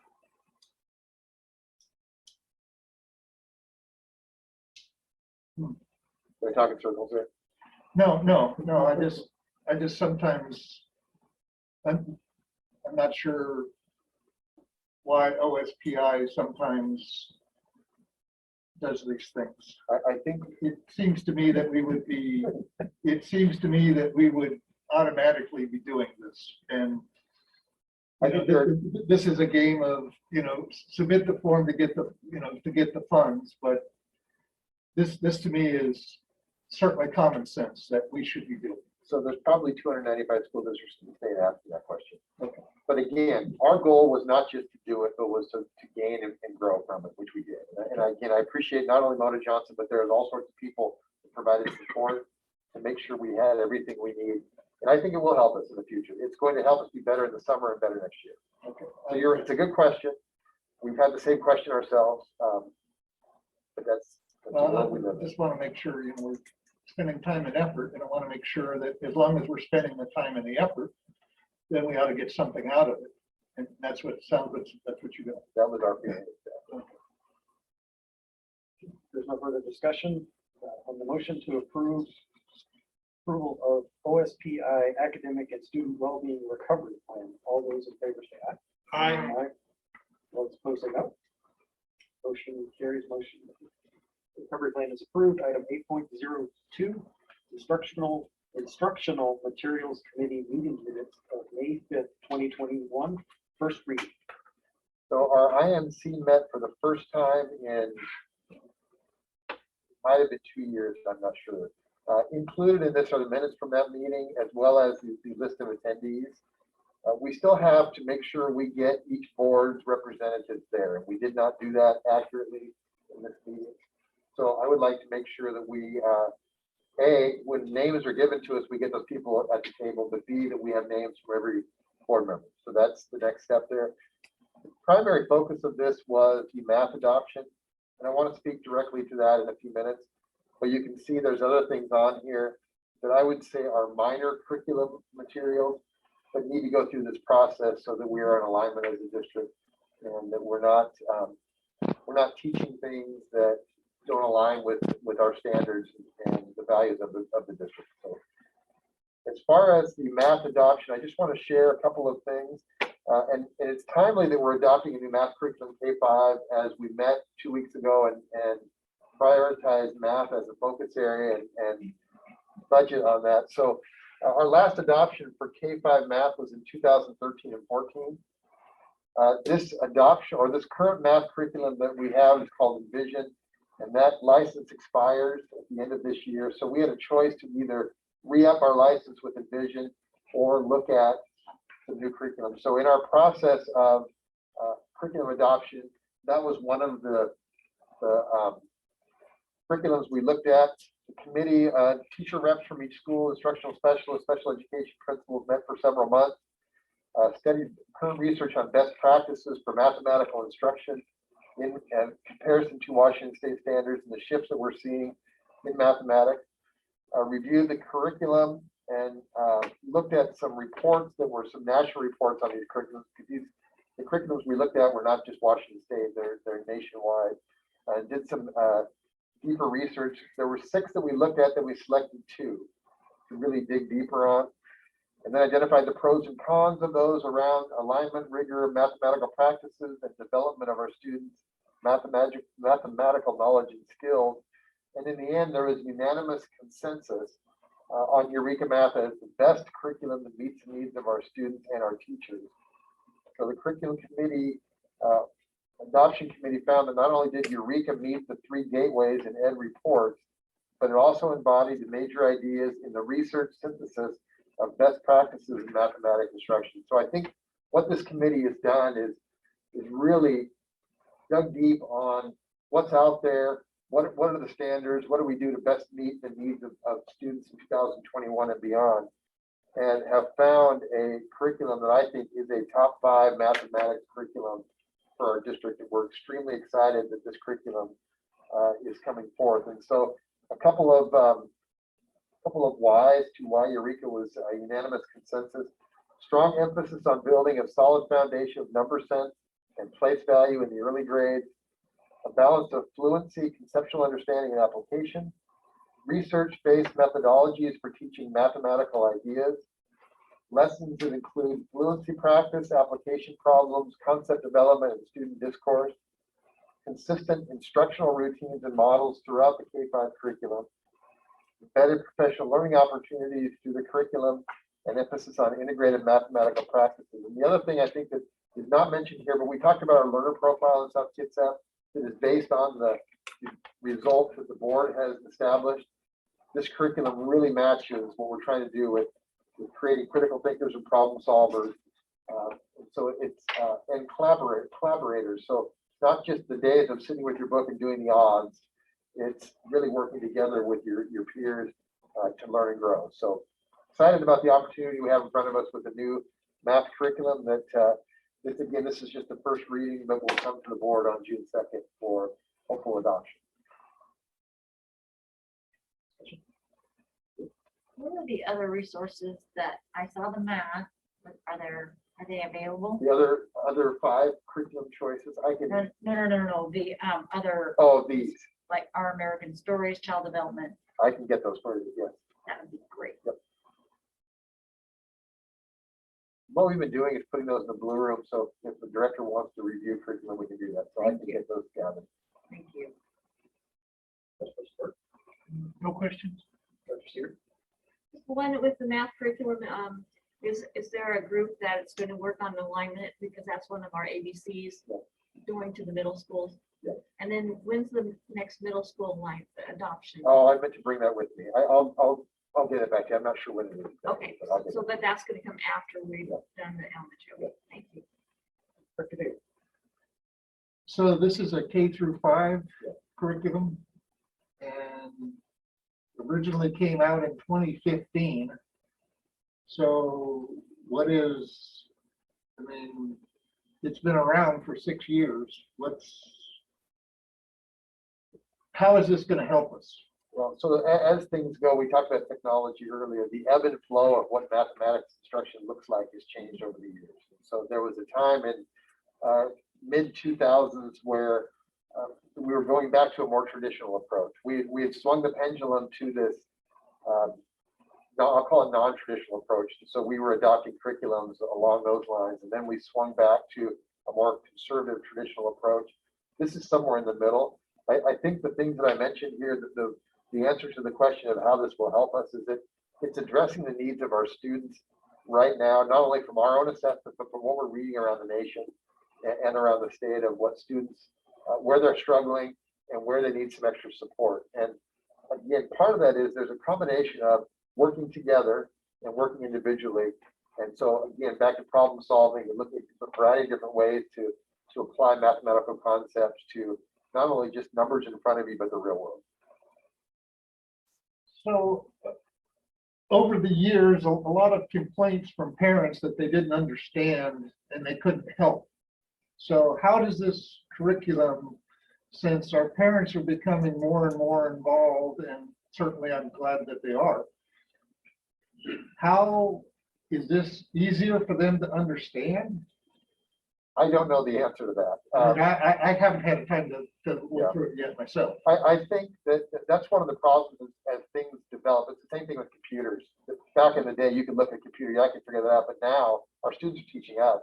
I think our teachers even found that during the pandemic. They were learning from the teachers or from the students as the students were learning from the teachers. So I don't know the answer to that question. I would guess that there probably will still be some struggles because we're from a different era of math. And certainly as we move along, our parents, I'm finding that our parents are getting younger in relation to how I feel. So it's a little bit different because they have come along in a new way of doing math as well. So that, I don't know, I wish I knew the answer to that, but I think that the fact that we dug pretty deep to figure out what this was the right curriculum, hopefully we'll answer that question a year from now, 2 years from now as we go. A little bit of a roll the dice, but you have to do your best on that to figure it out. So how much money are we talking when we adopt a new curriculum? Depends on the curriculum. It depends on, I'll refer to Gary's presentation. Sometimes it's the number of students involved. I think, and I was going to get an accurate number, and I probably should check my email, but I didn't get a chance to look at that before I ran in here at the last minute. So I can get that amount to you. No, it's okay. The reason I'm asking is because later on, we're talking about this essentials of business communication, language arts credit, and they're talking about online texts. So are we moving to, obviously this is for the younger kids, but is that the direction we're heading, is online texts? So that we don't have stacks and stacks and stacks of books and we're using workbooks? I think we will see more of that, but I don't think we'll ever lose the books. I was laughing tonight as I was listening to Gary present, because when I got here, Gary said, anything that plugs in falls on my lap. Well, that's not so true anymore, because we went to adopt a math curriculum and Gary said, whoa. What is this? What are the technology needs with the math curriculum? And sometimes we forget that there are needs that way. And what are the professional development needs and all those things? So I don't think we're ever going to lose the book, but I think we'll see all sorts of online resources available to us. Okay, and the last question, obviously, we need to train teachers. So is there time to get the books, get the teachers trained? We've already got a schedule ready to go for professional development that starts this summer and moves us into the fall and continue it. So And then, are we looking for results? I mean, a lot of times when we've adopted curriculums, we say, well, we'll know down the road. I don't think we have down the road much more. I would I say, think we need to know whether this is working for the students pretty quickly versus we'll know in 2 or 3 years. my hope would be that the spring of 2022, when we get back to our normal cycle of state assessments, that we will know. Okay, okay, so we're looking at spring of 22 to have an answer whether this is effective. Or at least whether we're moving in the right direction. Yeah. Okay, and then adjust at that time. Yep. Okay. Are we going to talk more about the other parts of this? We can.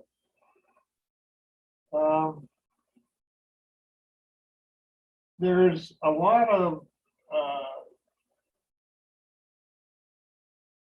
there was something called Look, Can I Talk? And it's going to be taught to K through 12. So this is all students? All students who are learning any kind of world language. So it wouldn't be all students, but it would be students in grade K through 12. How about that? So what I mean is that, when I hear you say all students, it's not 8,600 students. It's those students within the 8,600 who are learning language. Okay. Okay, so it does encompass. Yeah. All grades. Okay, that's, okay, I understand that. Okay. And the financial algebra, is that a required class?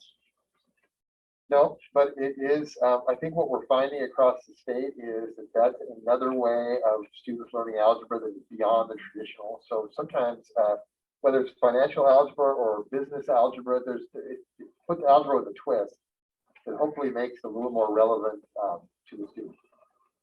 And then my last question that came in a little earlier was, it doesn't look like we're addressing 3 things in this CTE courses. I didn't see anything that was other than the one that we're talking about, financial algebra. Is that correct? So there's no changes to CTE. There's one other course on here, Essentials of Business Communication. Yes. Okay. Yeah. I'm sorry. Yeah, that's at the bottom. That's the LA credit for.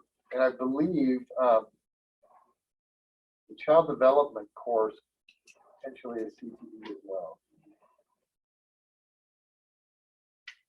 Should be under them. Yes, yeah. Okay, and it's just time to adopt new ones. Yeah, and I think as we develop courses, develop programs and courses of study, then we need to add some curricular options to make sure that we're not just dropping a student in a single class and letting that person go, that we can create a series of courses for students. And then, as you and I have talked, sooner or later, we're going to have to deal with the critical race theory issue that's popping up, and also the, sexual education.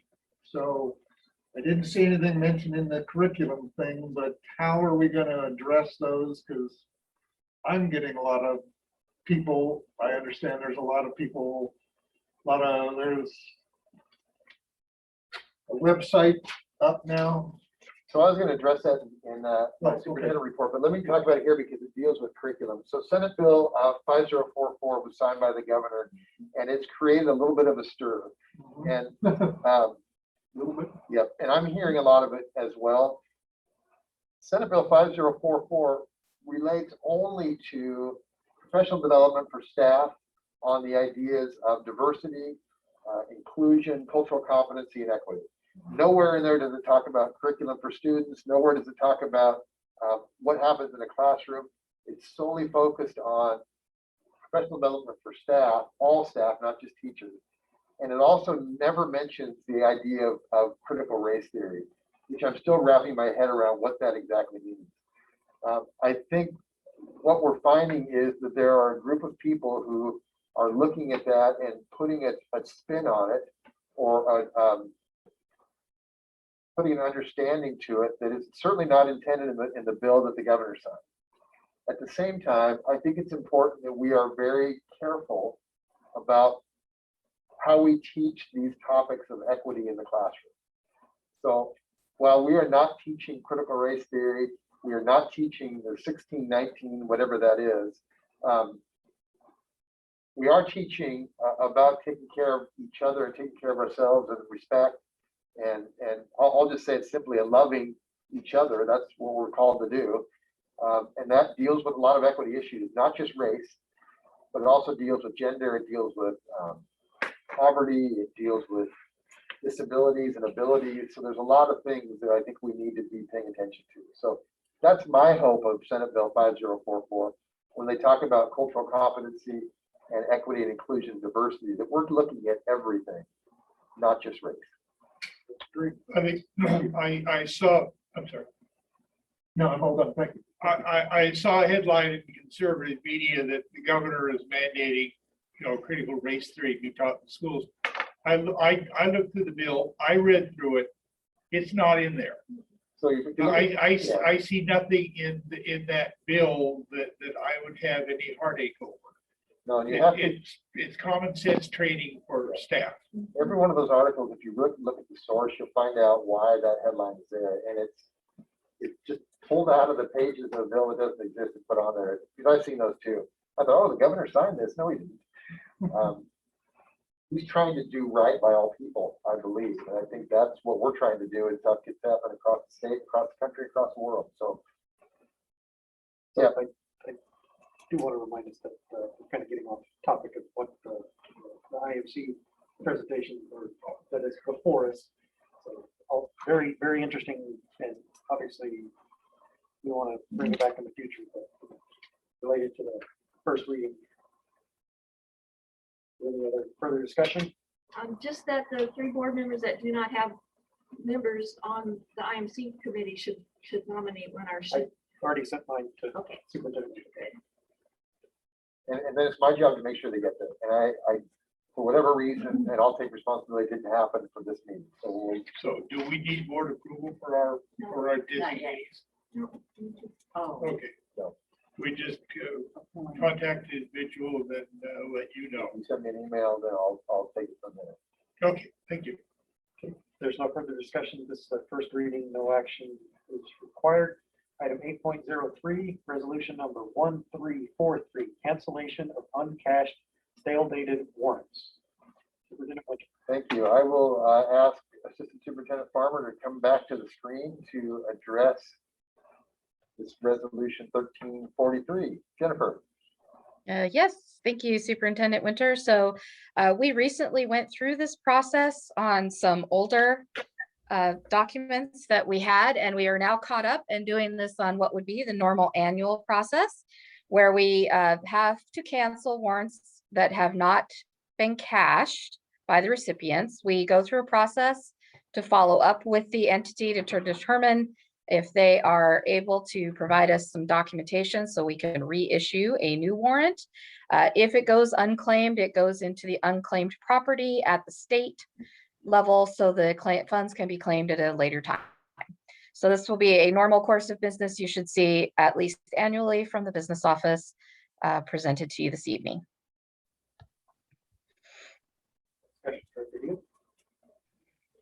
So when we cancel the warrants, we're retaining the funds. We're not turning them over to the state as unclaimed property.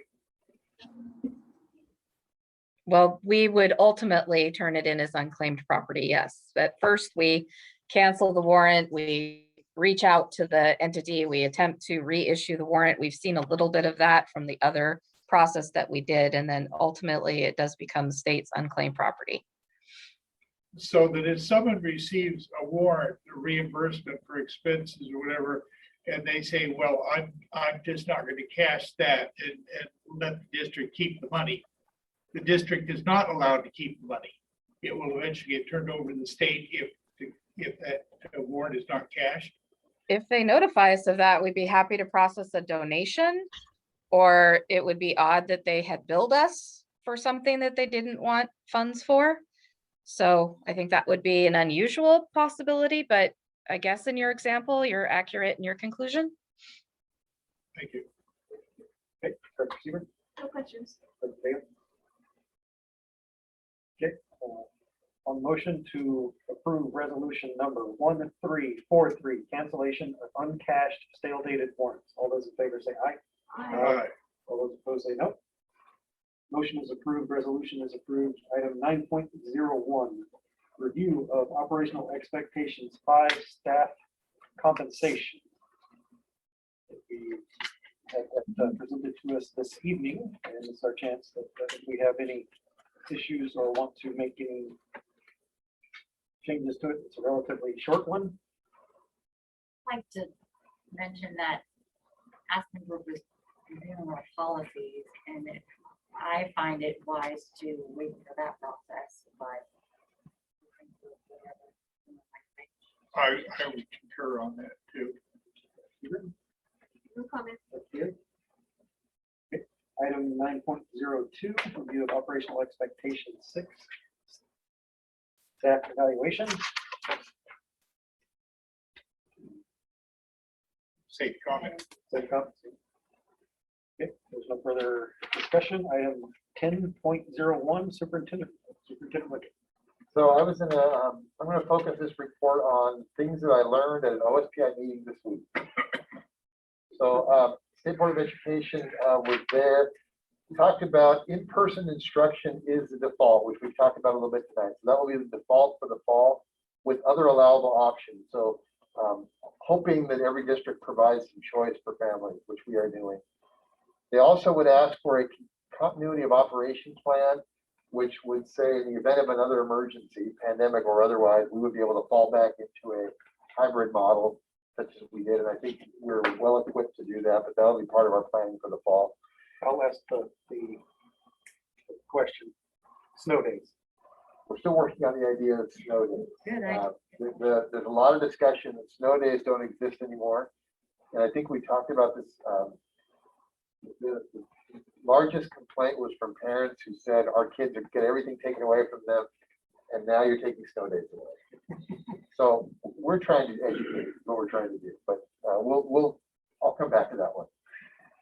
I think we would also have a need for snow days for staff transportation getting it, because the staff may have a harder time getting to work than the students getting to school. It's like for continuity of operations, that was my concern, is that that would extend to transient, not. I think we just have to be prepared on the drop of a hat to go back to a flex model. Hopefully we never have to do it again, but we'll be ready. One of the things that is important for all of us to know is that we have high-risk employees now that have not been able to be in person. We really have no ability to ask why or what is happening. We just have to take their word for it. The change is going to be for next year. The medical provider evidence will be required. So that's the first, why at risk. And then there'll also be a requirement of why you're not able to get the vaccine. So that will be part of this next phase of how we move forward. Speaking of the vaccination, this is the state superintendent's phrasing, nothing in the pipeline that is going to mandate vaccinations for staff or students. So we've had that question come up. Are vaccinations going to be required? We're seeing that in colleges and universities. But for Washington State K-12 school districts, that will not be a requirement, and there's no in the foreseeable future. Who knows what's down the road, but there's a lot of federal requirements for those vaccines to be to meet that requirement. So physical distancing, and Director Berg mentioned this, physical distancing is a recommendation only rather than a requirement. So what the state is saying is 3 feet in classrooms, 6 feet in common areas, if you can, or to the highest degree possible. If you can't, that's up to local districts to decide how they want to do that. So if we can't return in full at 3 feet in classrooms, it provides local districts to say, well, then we will reduce that. We'll just take extra precautions in whatever way that might be. So what they're doing is opening the door for a full return in the fall. I think it's important that we still take some precautions because COVID is still going to exist. But I find that interesting that they're saying 3 feet classrooms, 6 feet common areas if you can do it. If not, do what you need to do. Assessment, I talked about this a little bit. The assessment for Smarter Balance assessment will be next fall, late October for this year. So fourth graders next year will take a third grade test in late October. And that test most likely will be a shorter exam in ELA and math. Then science will probably be the same. They're working on a way so it doesn't take up so much instructional time because there'll be 2 testing windows next year, one in the fall and one in the spring. Class of 2022 will have waiver options that are available to the class of 2021. So 2 core credits and some other things that are in there that we did the resolution or passed the resolution. Core or elective? These are core, 2 core credits. There is a plan. We will be requiring face coverings next year, even though the initial CDC communication came out last week and said no more face coverings needed if you've been vaccinated. They did follow up on Saturday with saying, whoa, we forgot to mention school. And then the requirement or the guidelines that are coming out are talking about schools, medical facilities, airplanes, transportation, those kind of things. So masks will still be required in schools next year, and we're already getting questions about that. I think that is all from that meeting. I just want to revisit graduation again. The plan is in place at Cheney Stadium. I'm getting a couple of questions about why we can't have more than 2 people, and it's a simple math problem. We have over 550 graduates. There are 1,700 spectators available at Cheney Stadium.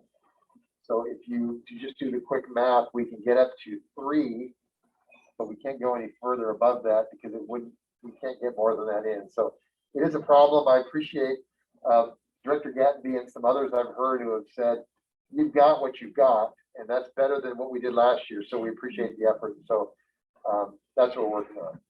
Will it be streamed? It will be streamed. Yep. Dan had a question. Well, it was just a comment on that. I mean, 2 is fine from my family, and my wife and I can go. But if a child has 2 sets of parents, it's, do they just pick their biological parents they like better? I mean, I know that's kind of a tough situation. I would think maybe you could do an accommodation for them. It's agreed. I don't know. I think that there may be some that don't use a ticket, but I think it's tough. You're right. I don't know quite how to handle that one yet, but we'll keep working on it. Dealing with the same thing with my son-in-law graduating from Marine Corps boot camp on the 1st of July. That it's right now it's 2, and they're hoping that it'll be 4. And as his father-in-law, I won't be able to attend even if it's 4.